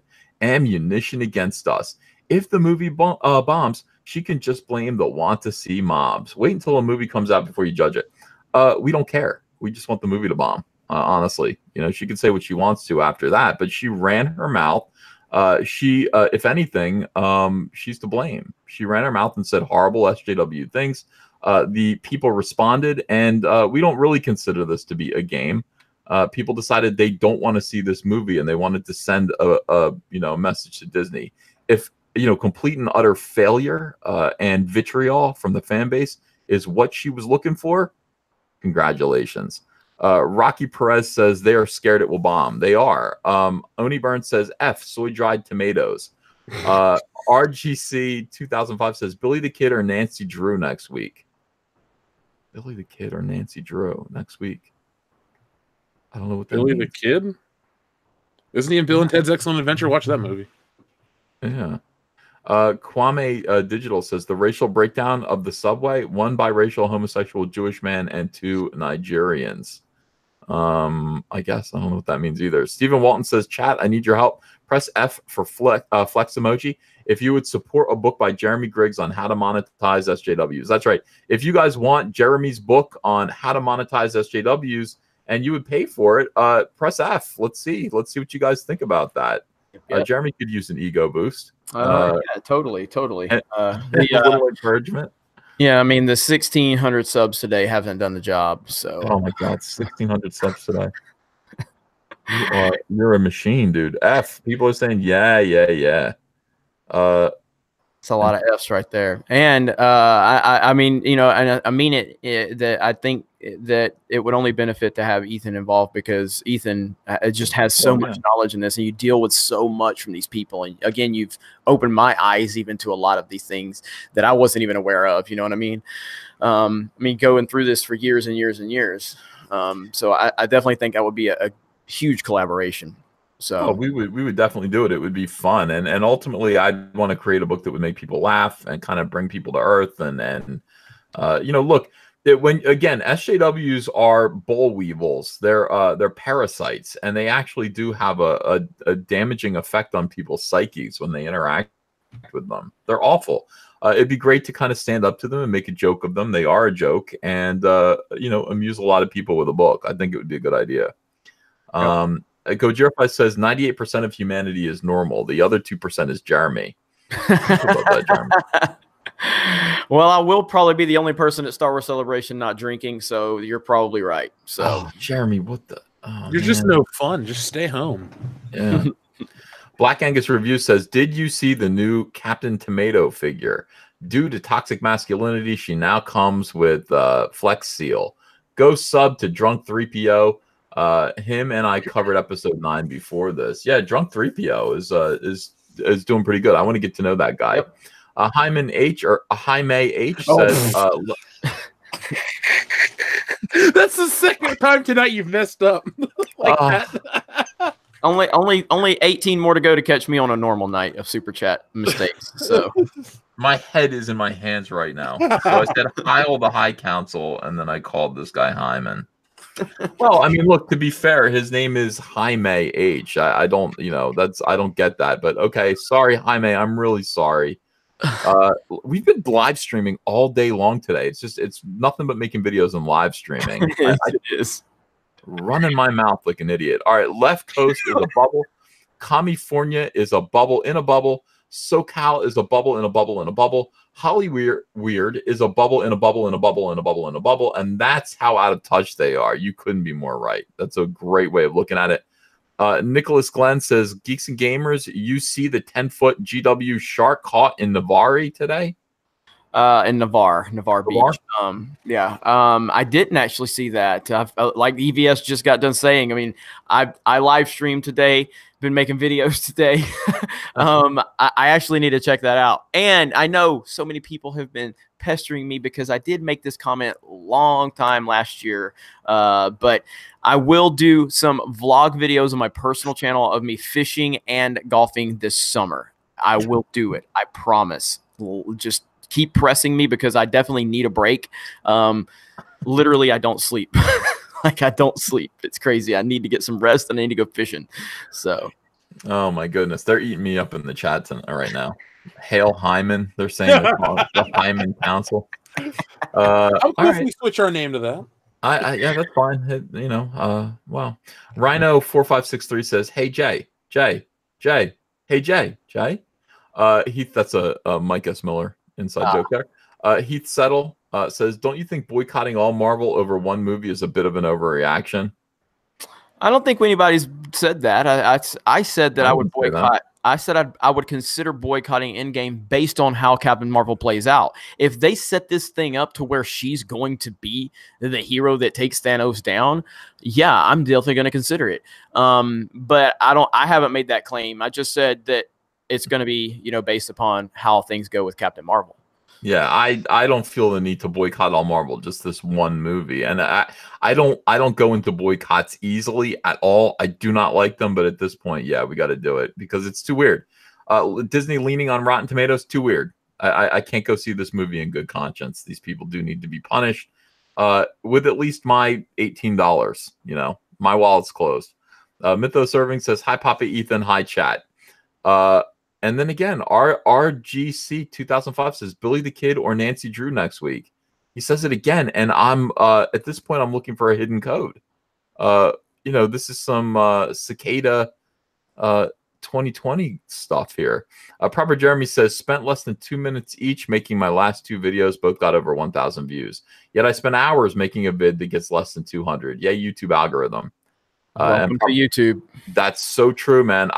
You know, my most popular videos were like thoughtless, kind of like, all right, I got to make a quick video about this. And then it's like, boom, 400,000 views. And then some comments going, "This is a really lazy video." And I'm like, what the fuck? All my good videos, nobody's watching. What do you want from me? Exactly. Look, the saga ends. I'm 2 trips to LA.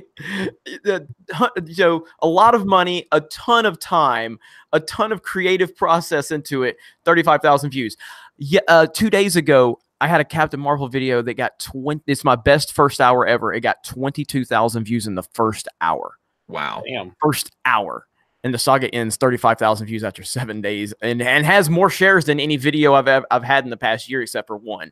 YouTube algorithm is a mystery. So yeah. Well, I liked it. I thought it was good, but yeah, that's the thing. Like YouTube just picks up whatever they do. But I like, you know, I'm always in awe of the videos that my biggest videos are not my best videos. My best videos are just kind of, I'm sorry, I think my SJW fan scandal videos are my best videos. And like, you know, they've got 40,000 views. Yeah, those are so well done. You do such a great job on those. Oh, thanks. All right. So Proper Jeremy says, "Jeremy, you still down for Friday on the Senate?" Yes, I am. I don't have anything that's going to interrupt me for that, because we talked about that last week, I believe, or just a few days ago, actually. And so, yeah, you guys can plan on me being on the Senate. Awesome. Avatar. Oh, Joe Sadello says, "See Captain Victim card after Alita theater hop." And Avatar says, "I'm buying an Alita ticket, then sneaking into Captain Marvel because I have to see it, but I'm not paying that skank." Yeah, that's kind of a good way to do it. My thing is, though, I'm so irritated by Captain Marvel that I don't even want to see it anymore. Like, I don't want to see it. Yeah. You know, it's like I have this discussion with people all the time. I'm always like, people go, "That movie looks like it sucks. I'm not going to go see that. I'm not going to pay to see that. I'm going to wait till it's on basic cable for free." Why are you spending time seeing a movie that looks like it sucks? I don't understand. Like, I don't have any time to see any movies. I'm constantly like working with my head down. If I'm going to spend 2 hours watching a movie, it's not a matter of money. I'm just trying to find a good movie, you know? So I will probably never watch Captain Marvel. TK says, "It's time for a pop culture Atlas Shrugged."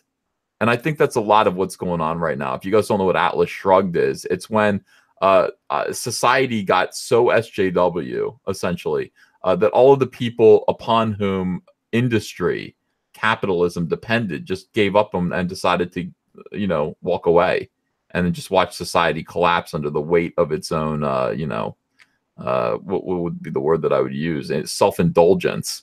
And, you know, it's pretty cool. I mean, that's kind of what's happening with Comicsgate. I mean, Comicsgaters are going, "All right, you guys want the comic book industry? You've got it. USJWs, you can rule over its rubble. We are moving on over here to do our own thing, and we are succeeding gloriously while you starve and eat cat food." And they don't like it. They don't like it. JS says, "Never go full Brie tard." TLJ Screwjob says, "Apparently Jude Law is the villain, not Marvel." Yeah, I heard about that. And Marvel is actually her mom or something like that. Spoiler alert. Yeah. See, that's a movie that you could spoil the entire thing, and I wouldn't give a shit. I don't care either. I read the synopsis of the movie. You know, it's like, I got it.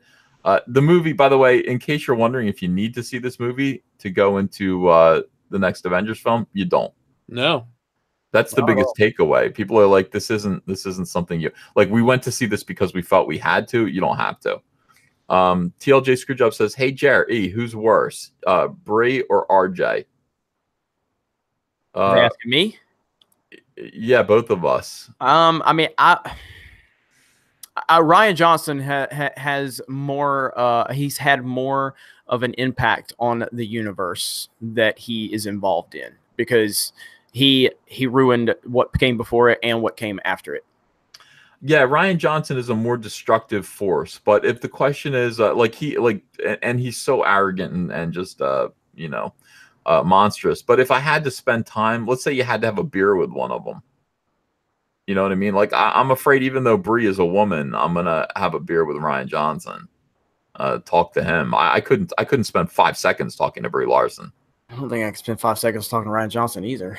So I could. I'd be like, I would ask him about stuff. I'd have questions for him. I'd make a video. But yeah, I couldn't make a video or spend any time with Brie Larson at all. She's a thoroughly annoying human being. Tavares Jackson says, we urged African Americans to support Black Panther, but we didn't tell white men not to. Thanks for clarifying that. Love your vids. Of course. TK says, I subbed to World Class when Jeremy gave them credit for sniffing out the BS in the Force Awakens before anyone else. Great channel. Thank you. Yeah, it is a good channel. He's at 98,044 subscribers right now. Stop. I have never given a channel a shout out. I am a toxic male who is oh wait, no, never mind. That's right. I was thinking of the NPC talking points again. Yes. No, I did several times, because I always make a point to say, like, because everybody gives me credit for, like, whatever, with the following we have. And I say, dude, like, I wasn't the first person to this party. It took me a little while to get to my head wrapped around it, because I was lost in being in Star Wars fandom. Jeff was the first to this party, at least from the people I know. Jeff was the first person to this party. He called out The Force Awakens the night he saw it. I loved The Force Awakens. Retroactively, I have problems with it, but Jeff, the night he saw it, you go back, listen to his review, and credit where credit's due. You know what I mean? So I was so disappointed that night. And the audio quality shit, so don't go back and listen to it. All right, Planet Must Vlog says, shout out to Young Rippa 59's channel. He speculates Carol Danvers will also get dusted by Thanos' snap, subverting our expectations in a good way. That'd be interesting, because they've got Brie Larson's whole thing is that she's friends with Monica Rambeau's mom. So I've already said that Carol Danvers is going to die in this movie. I'm not sure. I think she'll die like Superman died with Doomsday.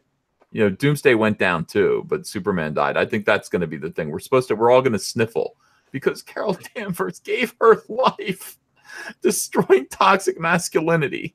Thanos was toxically masculine. She gave her life, her sweet, dear, unsmiling, obnoxious, stinky life, getting rid of Thanos.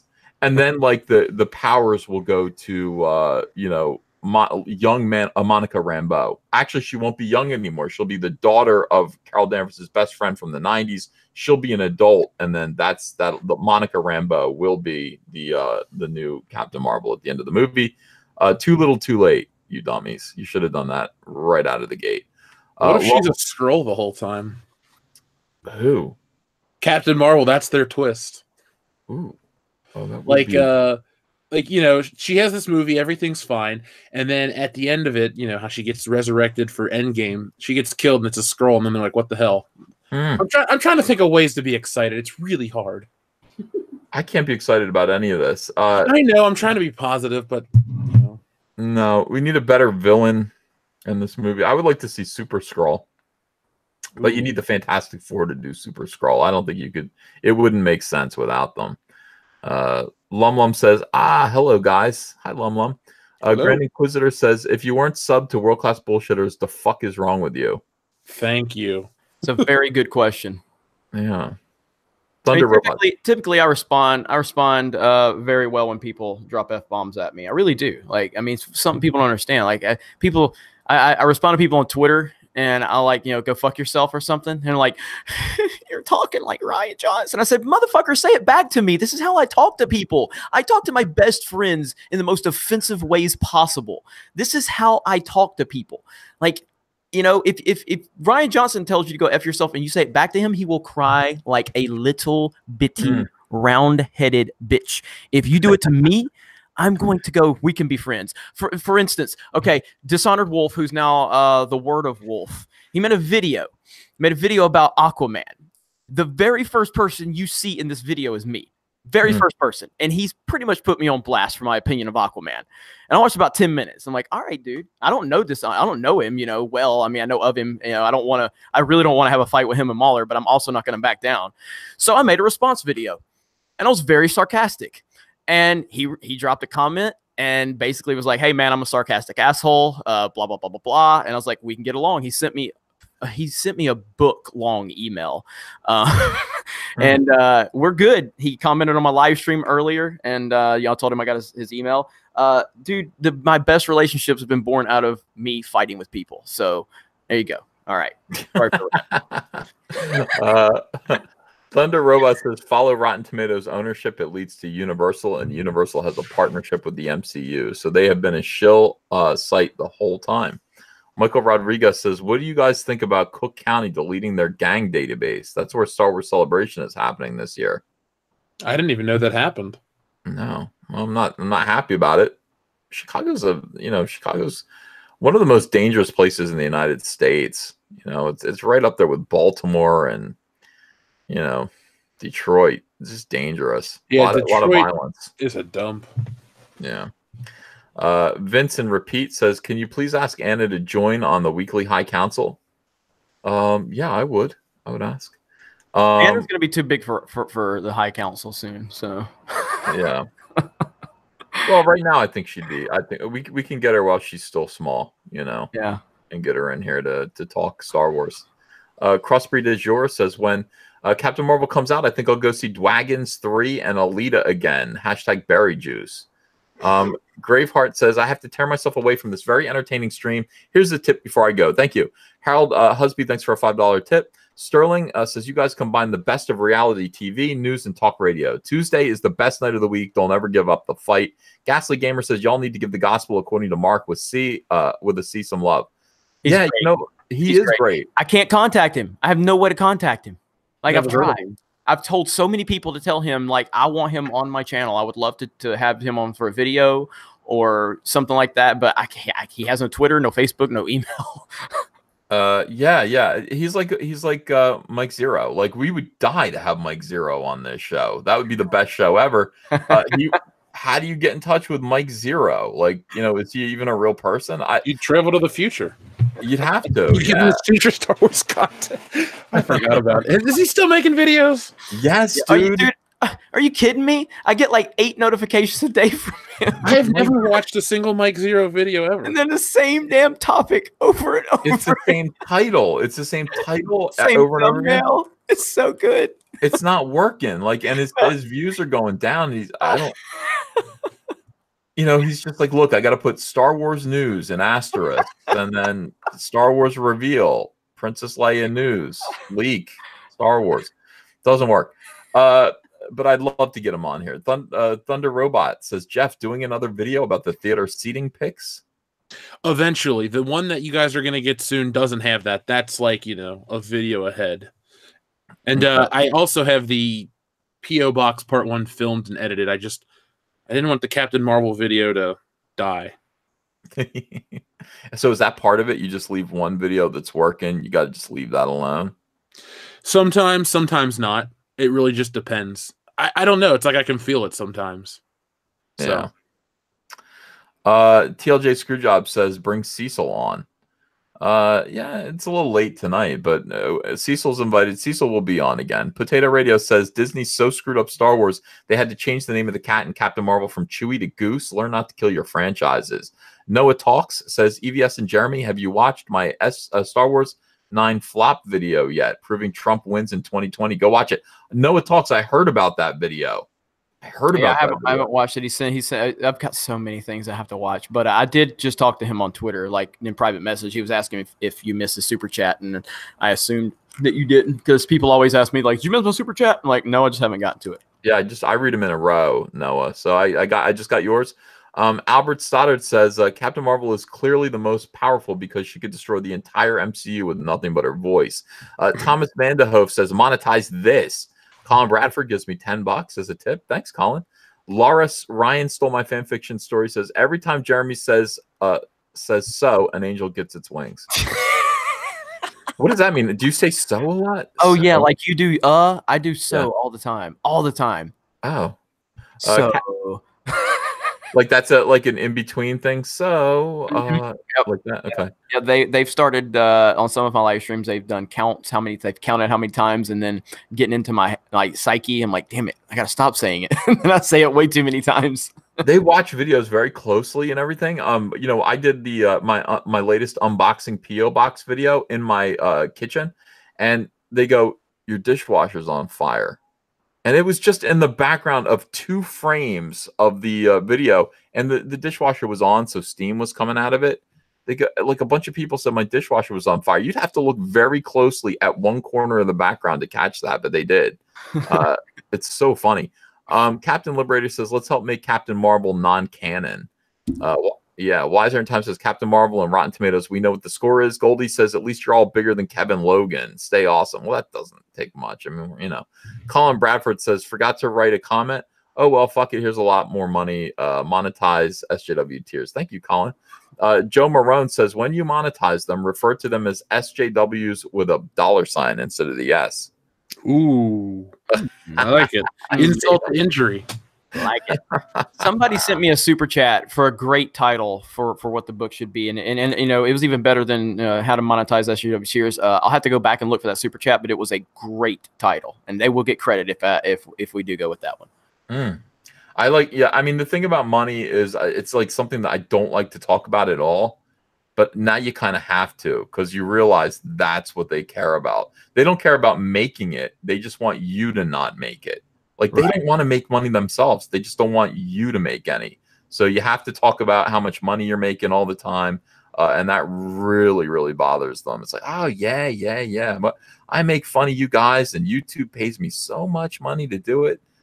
So when you see me do that, that's not me being a dick. It's me getting under their skin. Same here. I mean, today I had to respond to somebody on Twitter because he came after me saying I was butthurt about because I called somebody the Last Jedi. You know, like I said, he said it was a joke. It was Junkman on Twitter, and he was like, I'm ashamed of being white or something. It was a joke, and I said you should be ashamed of being a Last Jedi defender. And and then somebody retweeted me. And they were like, you're so butthurt. And I said, I just did a live stream with over 3,000 plus people watching. My channel's about to hit 125,000 subs. I made enough money today to start developing a free speech review system on my website for common sense people. I'm happy as hell. Go fuck yourself. Wow. Yeah. Joe Marone says, gotta love Zach Levi, white knighting for Bray. I was, you know. He had to get on the right side of the issue. I think he wanted to say it was funny. What he was saying was completely at odds with the reality of what we're doing. He was responding to the perplexing trolls that 4chan was talking about at the beginning of the stream. So I still like Zach Levi. I'm all for Shazam doing well. His whole thing about like, hey, this isn't a contest between Captain Marvel and Shazam. That's not an issue for me at all. It's a contest between Alita and Captain Marvel, honestly. Shazam is over there. It's going to do great on its own. It's a legitimately great non-social justice warrior looking movie. So bring your kids. Hugh Jass says Kyle Kashoff posted his confrontation with the coward of Broward today. SJWs are expressing their sympathy to the coward, claiming Kyle is in the wrong. Why am I so aloof to everything that's going on in the world, guys? I don't know those names. Yeah, I feel like I don't, you know, I go through a lot of my life not understanding what most people are talking about. And I wonder if it's because I'm a boomer and I'm an old man. You know, these things that people say, I don't know. I wish I understood. DJ Kong says, hey, Jeff, -1. DJ Kong says, hey, Jeff, +1. He's subscribing and unsubscribing to your channel. Well, thank you and unthank you.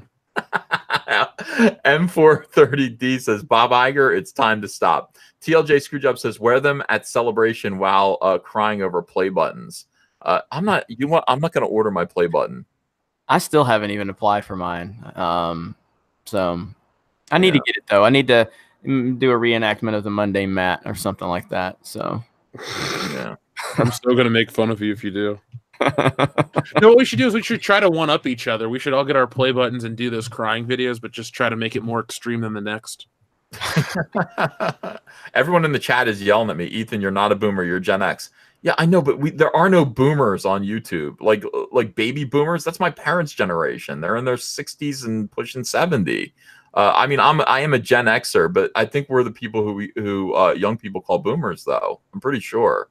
And people who want to know, I'm 44 years old. Yeah, I know I'm Gen X. I'm proud to be Gen X. Gen X was fun. That was, hey, listen, we had Nirvana. What do you guys got? You know what I'm saying? Taylor Swift. Taylor Swift. Yeah, Rum Runner says that 0% for episode 9 is as round as Ryan Johnson's head. Tycho Jones says we should submit a petition to Rotten Tomatoes.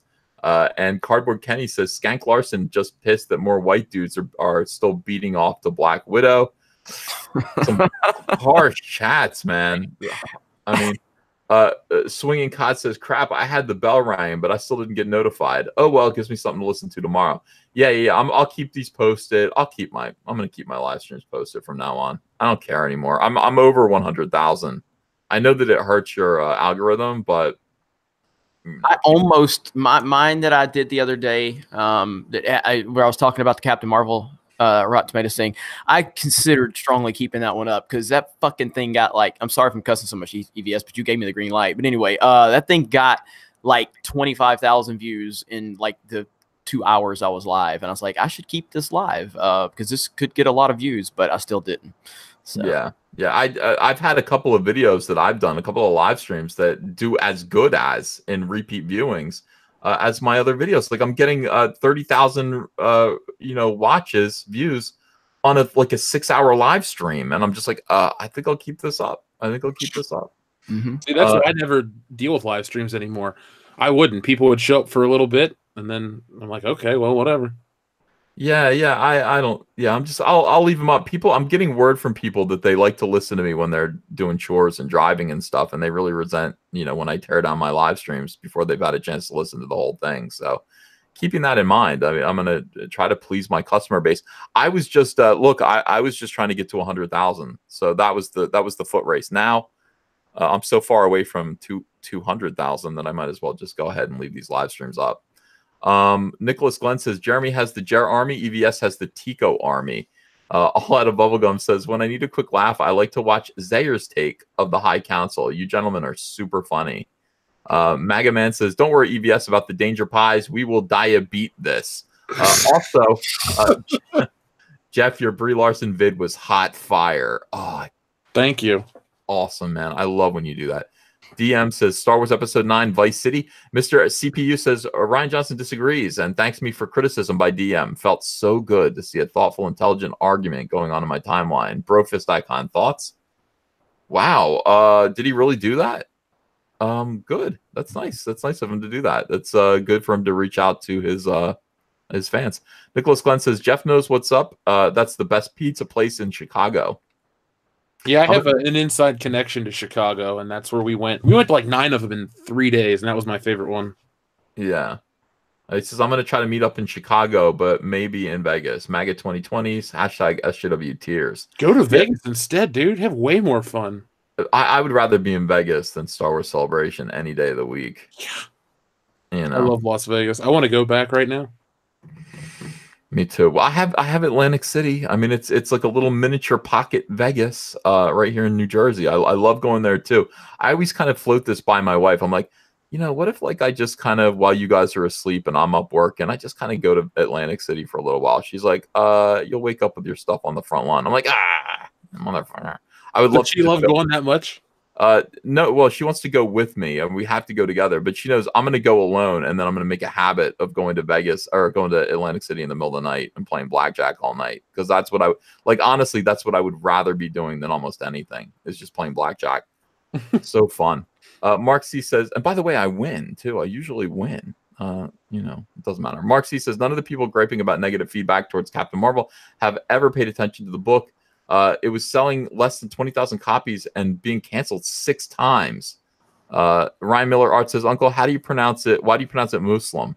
Because I think that's how it's pronounced. I used to say Muslim, but I think it's Muslim. I think that's how they. I don't care. Like I have no stake in it. If it's pronounced Muslim, I'll pronounce it Muslim. Am I wrong?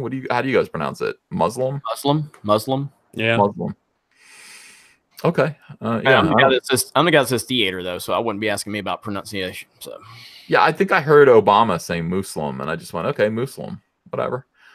Zaid Comics, you guys can meet up at the place I emailed you about. All right. Oh yeah. This guy, he sent me. This guy runs a big video game place, arcade. Hey, let's do. Hey, do you have Mario Kart? The Mario Kart arcade game there? Let me know. Are you gonna lose? Well, you can ask Obi1278883 because he raced me in LA, and I was live streaming, so I could only race with one hand because I was holding the phone, and I still won because I'm a mother effing beast. So there you go. I didn't see that live stream. It must have got taken down. Must have got taken down. Maybe you're recording your 8th 1 million view video. Only my second, but it only took 4 days this time. Give me a break. Next time I do a live stream with Mario Kart, I will contact your publicist and see if you're available. I have a Switch. I want to play. That's the thing that bothered me about the live stream thing. I bought all the equipment so I could do like HD gaming streaming and stuff. I was like, this is gonna be great. This will be another fest.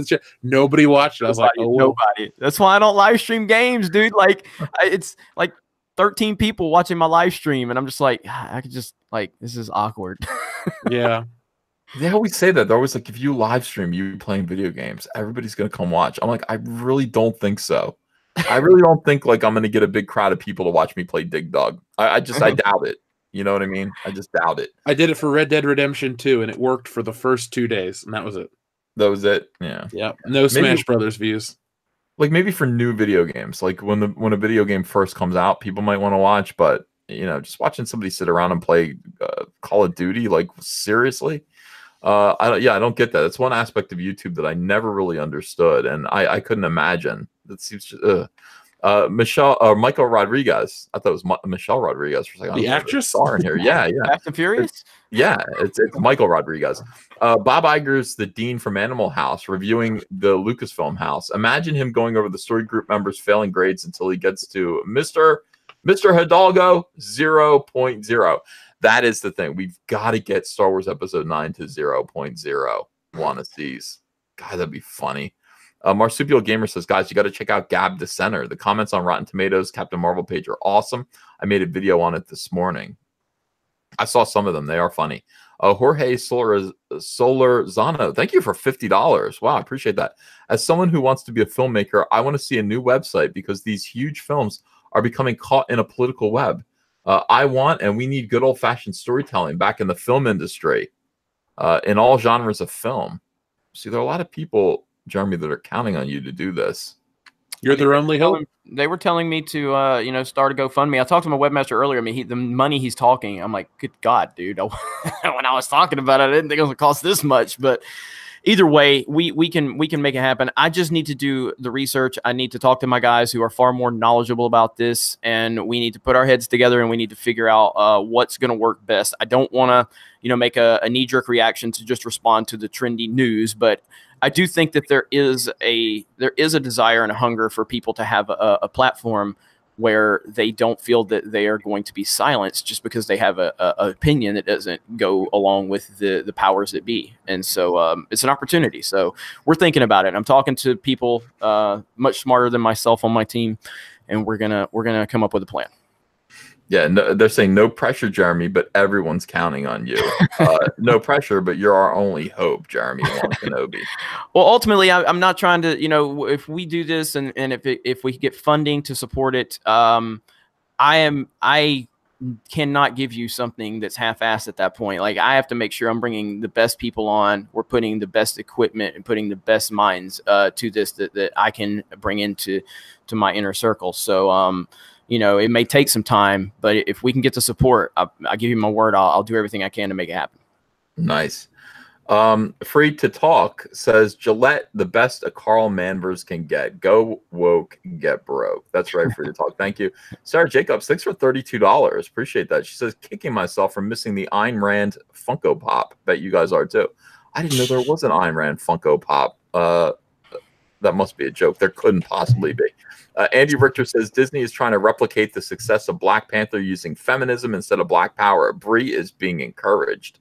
TLJ Russian Bot says, gentlemen, your thoughts on sneaking into Captain Marvel while paying for a different show? I don't know. It seems like I don't know if I want to see Brie Larson for 2 hours. That's the point of all this. It's not about, oh, we don't want to give them money. We don't want to give them money, but we also don't want to look at Brie Larson. It's the revulsion of Brie Larson. It's not like, oh, I'm going to miss out on Brie Larson. No, we don't want to see Brie Larson. Don't want to see her. No. Yeah. I mean, if you don't get, oh, go ahead. I was gonna say, if you don't get in trouble at your theater, I mean, like at my theater, everything's assigned seating, and you really can't get away with it anymore. But you do what you got to do. I mean, if you're curious to know what the movie's about, wait one day, and people will have reviews out, and then you can, determine if you want to go to that trouble. Yeah, and I see the chat talking about what I was talking about earlier. And look, if you have any knowledge on this stuff and you think you can bring something to the table, email me. And email me over and over again. Spam the fuck out of me, okay? If you have the persistence, eventually I'm going to be like, all right, this guy's got persistence. Don't send one message and then give up because I don't respond. Stay on my ass. Come on. Show some passion. Act like you want it. Be like, yo, Jeremy, I will message you every day. That's getting clipped right there. Stay on my ass, act like you want it, give me some passion. That is going to be clipped, Jeremy. I just want to warn you. That's part of live streaming. But anyway, the point is, stay on me about the project that you are interested in. Because I get so many people, they'll send me one message and I look and I see it like 6 months later, and I'm like, if you would have followed up with me, there you go. But EVS just ruined my passionate speech. God damn it. God damn it. That's what I do. Moonchild says, look up James Cameron gives disabled girl Tilly Lockley Alita-styled bionic arms. That's true charitable promotion. Yeah, that was amazing. That was. Did you guys see this? Yep, it's in my video. Yeah, I mean, just absolutely amazing. That is how to do it. There are people who care. Rhino4563 says, well, I guess Kasdan was wrong since Lando has a daughter in 9. Well, no, he wasn't wrong. Pansexual means you'll put it anywhere, I guess. That's what Kasdan was implying when he said that he was in love with a robot. So Lando, yeah, he has a daughter in 9. Is that true? Well, I mean, not official, but I mean, I guess people are saying, well, because the woman's black in the movie and Lando's black, they got to be related. Yeah. Joe Marone says, robot love and sci-fi is nothing new. There's Deckard and Rachel, Vision and Scarlet Witch, George Jetson and Rosie. I didn't know about George Jetson and Rosie. That cheating hussy. I think it's just because you changed the pre-established characters. Yeah. Alton Foster says, Jeremy, did you ever tell EVS the story of your lightsaber? I love the way you tell it. I never thought you would have thought that. Alton Foster sent me a lightsaber. I'll have to let me grab it. Alton Foster sent me a lightsaber through the mail, and I gotta take the screen sharing off. And I got it in this box, and I didn't know what it was. And I was like, what in the world is going on? Can you put the camera on me? So I opened this box up, and it's got all of this package and stuff around it. And then I see this right here at the top of the box. And I'm like, my heart goes, oh, shit, this is it. Somebody sent me a bomb. I'm done. I'm done. And then I was like, well, might as well go ahead and see what happens, might as well see what happens. Well, a bomb would blow up, it'd blow your face off and kill your family, burn down your house. Yeah. So, nobody was home, luckily. So yeah. Jeremy, you're a weird dude, man. A very weird dude. Very. Jeff, can you believe what he just said? No. If I saw something that I thought was a bomb, I would pitch it right away. It could be something great. But you only live once, man. You might as well. So yeah, you might as well try to live longer by not blowing yourself up. I mean, at that point, I look at it and say, the decisions you made to lead you up to this point have led you here. So you might as well just deal with the circumstances you've found yourself in. Well, you've had a longer life than me, so I'm not ready to go yet. I'm gonna die. Jeremy, the decisions that you have made have led you up to the point where you're getting a bomb in the mail, and you might as well just cope with it. I thought about the fact that somebody just said something at some point, and I was like, "Yep, this is it." All right, well, you knew it was coming. All right. Yeah. A lot of people are like that. They're like, people are gonna say, "Well, we'll see what happens." I'm kind of like you at that point. People are like, what's going to happen if you go to a show and you get punched in the face? Well, whatever happens, happens. What are you going to do? What are you going to live in fear? You got to do your thing, Jeremy. And I agree with you about that. And that's why I finally, like, I mean, the one of the things that I've never done really was a plane, because it's a lack of control. And I mean, you know what? Just get on the damn plane, and it was fine. Just because I like to have control. So, but when you're in a plane, you don't have any control. You're at the mercy of the pilot. And if he's having a bad day and his wife cheated on him, maybe he's ready to end it with everybody on there. You have no control over that. So yeah. People think you're paranoid now. I don't know. A lot of people quoting you as "Let's see what happens." Yeah. Are you trying to tell us something tonight, Jeremy? No, not really. No. All right. I'm gonna send you an edible bouquet anyway, just to make sure you're okay, just to let you know that I care. By the way, there are people who are saying that they are getting unsubscribed, like YouTube is unsubscribing people from our channels and without their consent. God damn it. Just check and make sure you're still subscribed to Geeks and Gamers, to Comic Artist Pro Secrets, and to World Class Bullshitters, even though you're all subscribing to them right now. Just make sure, double check, Project Mage Punk says Disney has now become too big not to fail. Robert Chisholm says SJWs are gentrifying geek culture. They take something valuable, throw out the people who make it great, and replace it with Starbucks. Yeah, except people like Starbucks. That's the only problem. They replace it with new Coke, essentially. That's an 80s thing. Darth Bobcat says Ethan is watching The Voice. I watched it a couple of times. Yeah, there's something about, here's the thing, when your wife, and you love your wife, is really into something, you have to sit down and just enjoy it with her. That's the whole thing. She's into The Voice and she's watching people audition and she's excited about seeing who's going to win. Her happiness makes me happy, so I watch whatever she wants to watch. Hatim says, thought on Kathleen Kennedy receiving an honorary Oscar announcement recently. Just all I can do is shake my hand like at the world and just be like, what the hell? She didn't deserve it. It was clearly to make people upset, and that's it was done in defiance. Everything SJWs do is in defiance. Avatar says, I'm buying an Alita ticket that's sneaking into Captain Marvel because I need to see it, but I refuse to pay that skank. I guess. Vincent Repeat, thanks for $30.99, says, please can you ask Anna to join you on the weekly High Council? We can talk about it. We're pretty good as a trio, but yeah, Anna would be good. Anna would be good. And we've had her on a couple of times as a guest. We've had Jesse Milestone, come on. We've had Doomcock come on. And it's good to kind of rotate people in and out. I would say Anna would be really, really good as a permanent alternate, when we need 3 people and we're missing one. Logan Michael says, what's the P.O. Box, Mr. Shitter? Oh, P.O. Box 5069, Cincinnati, Ohio, 45205. Address your packages to WCBS show. Yeah. Anna's at 58,000 subscribers. She's going to be at 60,000 tomorrow, guys. 60? She's probably at 70 tomorrow. Unbelievable. It's amazing. Modalicious says Captain Marvel will be the MCU's Green Lantern. Oh my God, that would be great. Oof. Michael Prenesti says, what if episode 9 trailer drops with Captain Marvel? Well, you know what? No, because it'll be on the internet. Like they don't do they do that? Do they premiere trailers in movies? It's on the internet first, isn't it? Usually. Yeah, Ronnie Strike says, your party at Star Wars Celebration will now have a DJ. KJ, if you want one. Empire Karaoke volunteers to do it. Let's hear Ethan rock some tunes. If you guys want to get it together, let me know. Ronnie Strike, that sounds cool, man.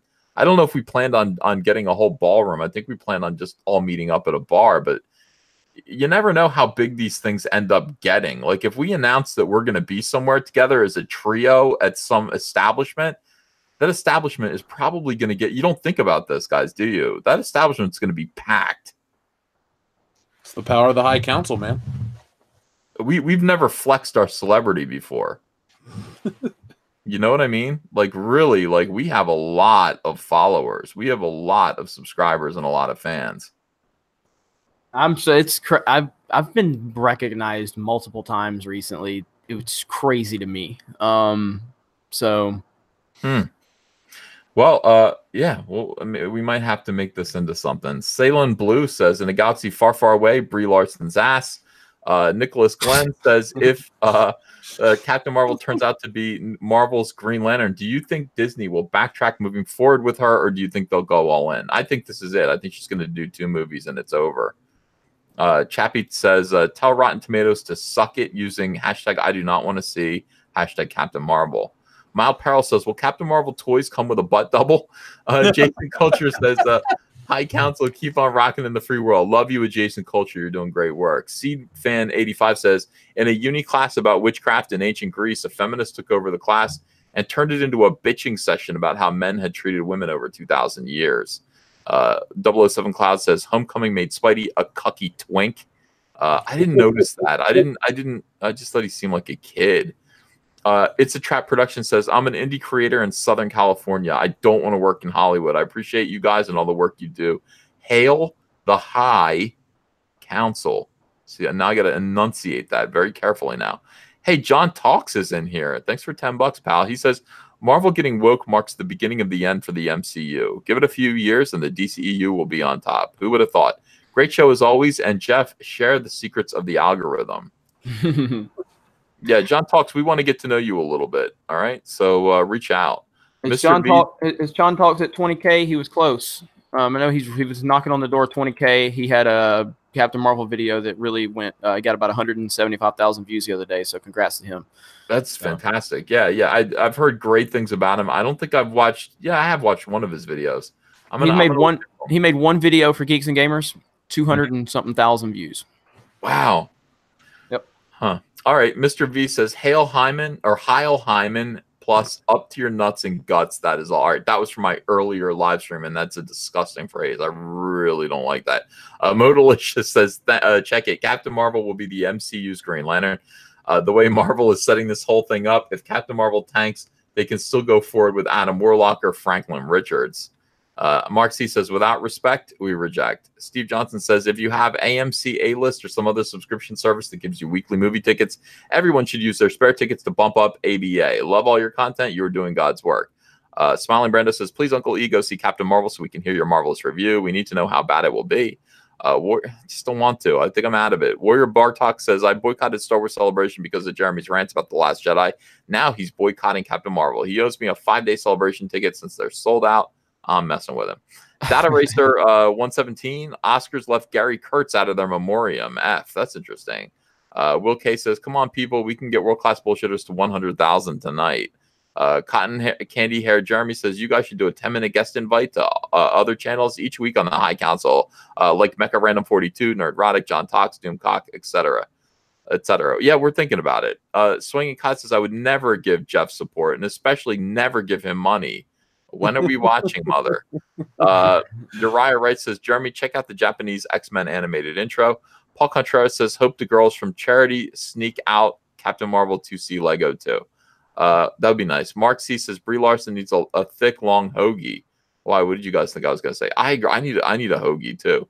CFan85 says, would you consider inviting Armored Media onto one of these streams? Who is that? Yeah, we would consider inviting anyone as long as we like their stuff, you know. Swinging Cod says, I would actually be able to stand Carl Manvers if she is the Skrull Queen, and it leads into Secret Invasion being the next big Avengers flick. Yeah, that'd be interesting. I don't think any of that's going to happen, though. A lot of people are speculating that it's going to be some big twist like that, and I just don't think that's the case. Sci-Fi Dragon says, what if Star Wars Episode 9 has a very little story and they just make it all action with tons of explosions every 2 seconds? I don't know. Maybe it would be good then. The Honest Review says, hey guys, you see Angry Joe's Twitter where he made a poll in defense of Rotten Tomatoes' decision to take down their Want to See It? I like the guy, but he lets his politics get the better of him too often. Yeah, like I said, he is talking on my video now, so he's all right, I guess. I've never been a fan. Nicholas Glenn says, if you guys get Anna, then you need a black guy, and you guys will be the SJW complete. Oh, and Jeff does not count. He's not really black. LOL. Noah Thomas. Yeah. No. Are you black? I mean, mixed race. Yeah, I thought you. Yeah, something like that. All right. Noah Talk says, EVS, I think you missed my super chat. Can you go back and read it? Also predicting how Rotten Tomatoes reinstates want to C score after Captain Woman. Yeah, I kind of agree. Indie Games Only says, I don't want to brag, but I once stood on a coconut. That's amazing. Moret the Alien says, come on, gentlemen. Here, I'll tell you a tune of an inn where I once spent some time. A downtrodden singer, I was hungry and cold, and money had not to me name. G-Man says, check out Midnight's Edge Captain Marvel video. Moretha's back with, a funny old woman met me at the door and beckoned me for come in. She said if I only performed for my meal, she'd let me stay at her inn. SSJ King says, let's get world class to 100K. I've been a sub of his since 43K. And then Moretha's back with, 'twas only inside by the light of the fire that I saw just how ugly she was. Her nose was crooked, her teeth all gone, and her face was covered with fuzz. Whew. Sarah Jacobs, thanks for $32 again. She says, just in case you think you love Ayn Rand, if you piss on, I'm not going to read this. JP Got Rockets says, Jeremy, you should go picking boulders when you get your play button. If I wasn't so hungry, I surely would leave. For I saw that we were alone. I thought to myself, what harm may come? Oh Lord, if I only had known. Clamus says, so since Marvel is fumbling right now, have any of you guys seen anything, or do you think DC is taking advantage of Marvel's screw up? Too early to say. Yep. Got to see how Shazam does compared to Captain Marvel, really. But Aquaman, obviously. Well, I think Aquaman had, let's be honest, women like Jason Momoa. That made a bunch of money because of that. Like I said before, my aunt, who doesn't even like comic book movies, ran out to see that movie and wants to go to Wizard World to meet him. Zach Levy, if he wouldn't have said this shit now, I'm not saying his comments are going to kill Shazam, not in the slightest bit, but I think it kind of just will turn some people off. They're like, yeah, I'm going to support the other Captain Marvel. And I think those people would be the same people to go, So they're not out of the woods yet. Aquaman, they made the money off of him because he looks a certain way, and Wonder Woman because it was a good movie. And I liked Aquaman too. I thought it was a good movie as well. But Thunder Robot says March 8th, Billy the Kid, a movie about Billy the Kid story. Oh, I like Billy the Kid. I might want to see that. Murat the Alien's back. He says, I pulled out me harp to play her a tune. She said that wasn't right. She asked if I had a dear little flute and could play on it through the night. TLJ Screwjob says they have transitioned Captain Marvel in the comics. I know they have. It looks really weird. The guys are afraid. The people who draw Captain Marvel in the comics are afraid to draw Captain Marvel looking womanly for some reason. Very odd. Murat the Alien is back to say, 'twas then only that I saw what it was, and saw that this was her plan. It must have been many a moon that she spent the night with a man. JP Got Rocket says, a Decepticon, Chicago Table War Games 3, 27/3/31. Who else is going? I think a lot of people are going to go. It's going to be a fun show. Turd Burglar says, hey, guys, I'm new and just subbed to all of you. Thank you, Turd Burglar. TLJ Screwjob says, stay on my ass. Jeremy Griggs, February 26, 2019. Yeah, that was strange, Jeremy. But, I think it's going to. All right, EBS, you do realize, I mean, you want me to turn into SJW Spider-Man and just pull all your clips and misrepresent everything you say? Yeah, it's funny. Orion says, should Endgame be boycotted over Rotten Tomato policy change? That's up. I don't know. It's just this one movie. I don't know yet. We have to wait and see a little bit more about Endgame. Sarah Jacob says, I'm not kidding. A Google image search Ayn Rand Funko Pop. So I don't understand where Sarah's going with this. Sarah, I don't know. Ayn Rand is, I'm not an objectivist. I like some of her stuff, but and the fact that she's Jewish is great. That's cool. My kids are Jewish. Logan Michael says, hey Jeff, expect something good in the PO box soon. Kyle Miller says, any update to the Vic Mignogna controversy? Also, any bets that Captain Marvel beats Thanos in Endgame? I think I got it. I think I nailed the ending of this. I really do. I'm pretty sure that it's gonna be a repeat of Superman versus Doomsday, and yeah, she is gonna beat Thanos, but die doing so. Stone Cold Jeremy says, YOLO Jeremy. Klondike Pete says, last night Ricada mentioned an Indiegogo terms of service clause that will allow Martina Markota to get her money at 3 hours, 10 minutes, and Vic Mignogna counsel revealed. Okay. TLJ Screwjob says, never done a plane. Now Jared's pansexual too. I'm really proud of you, man. You've really broadened your horizons in 2019.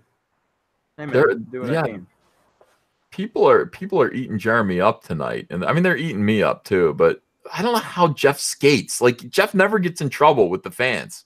Proper Anna's already posted. I haven't listened to it, but she said quote of the day on the High Council from Jeremy, and I just retweeted it. I haven't even heard it, but I'm assuming it's the edited clip. So I hope so. I want to hear it. Oh, that's gonna be my new ringtone. Michael Daler says, just got here. What's happening? High Council. Well, we're roasting and we're boycotting Captain Marvel. That's what we've decided to do tonight. I think the theme of the show is that because of Rotten Tomatoes perfidy and really strange behavior, cucking to Disney, and disallowing the fans to speak their minds, we are going to boycott Captain Marvel. At least me and Jeremy are. I don't know if Jeff is yet. But we both we'll call his publicist and see if we can get a statement from him. He's get big on time that. now. Yeah, get on that. Alejandro Flores Ibarra says one of the reasons Disney won't okay another Roger Rabbit is Jessica and her sensuality, and yet there's no issue with Orlando and L3 potentially banging. I know, it's disturbing. TK, thanks for $20. Somebody's new Lady Alchemy t-shirt just arrived. Ethan, thank you for promoting Martina's work.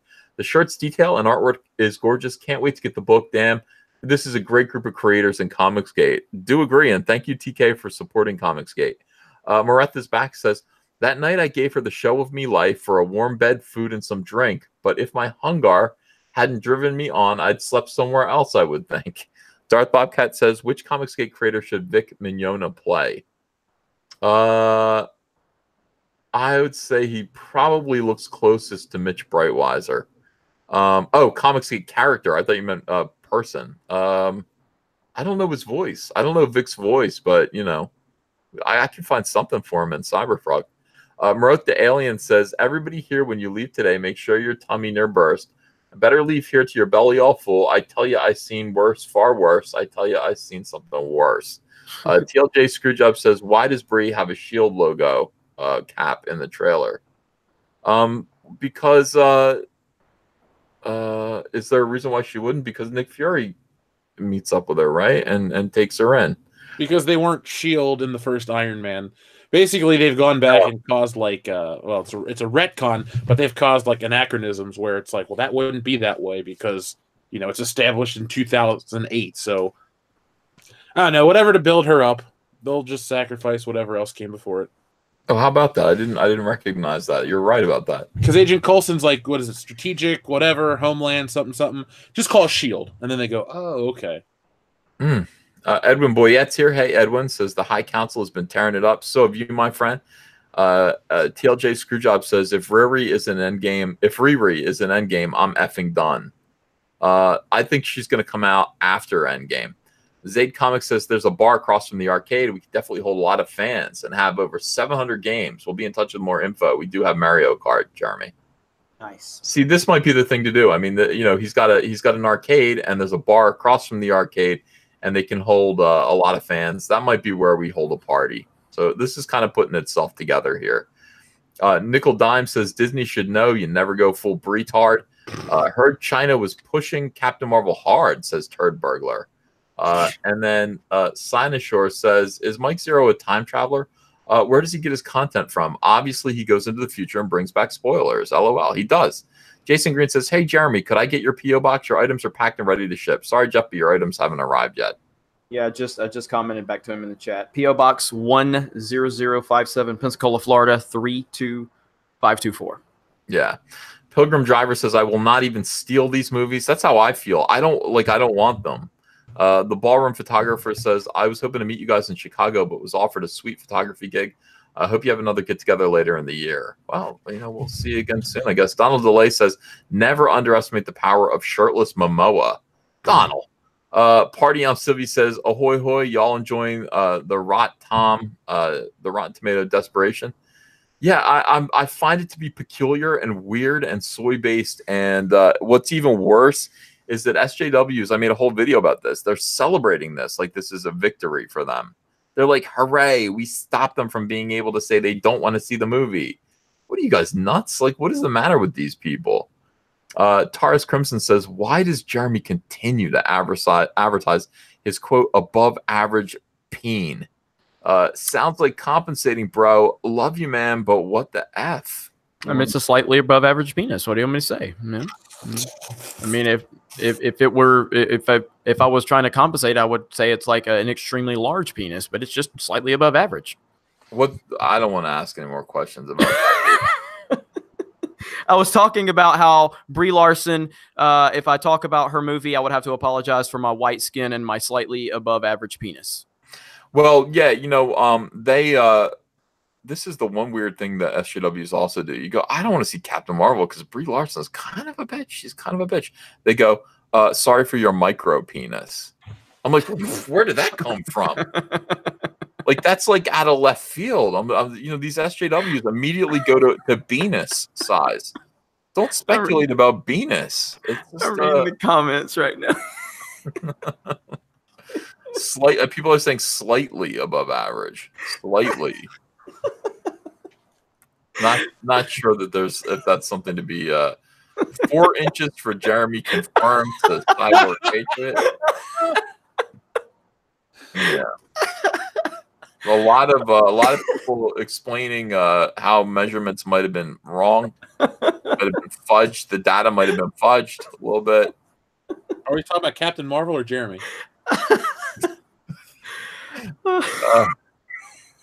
Somebody says 4.5 is way above average. This is a disgusting conversation. Mortal V has it going though. He says Jeremy is 2 inches from the ground.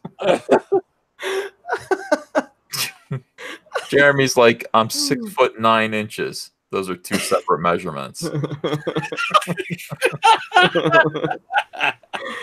Oh man, that's Jeff. That's a line that you could probably use. You know, all like that. Oh man, I don't know, guys. I don't know anymore. I'm not so sure. But the Venus talk is how we're taking out tonight's High Council. I want to thank everybody for joining us tonight. It was fun. Absolutely loved it. And the Buzz General says, always remember Venus. Could I get $2 for gas? And then Donald D. DeLay says, I'm perfectly fine with my micro bean SJWs. Thanks. These are all, these are all things. Look, how did this turn this? How did we get here? How did we get here tonight? I wasn't expecting this. I wasn't prepared for this, honestly. They're still going. They're saying the sack doesn't count. Oh, my God. This is... I can't take it. I just wanted to talk about Star Wars and Captain Marvel. And oh, my God. All right, everyone. I want to thank you. Thank you so much for being here tonight. We had a great crowd. Thank you so much for supporting the High Council. Hey, real quick before you end it, Jesse Milestone doing a live stream right after we end over on Mindless Entertainment. I just want to give her one more shout out. Jesse's awesome. Hope you guys go join her. Yes, Baby Got Rocket says, Captain Marvel, I wouldn't even steal you. Thank you for that last super chat. Awesome. All right, guys. Love you all. We're going to see you next week on World Class? Yep. Okay. Tom P. real quick says, Jeremy needs to do a larger than average PP reveal at 1 million. Tom, what are you doing? What are you doing exactly? All right, guys. See you next week on World Class for the High Council. Signing off. Have a great week. Oh, Tom A., $50.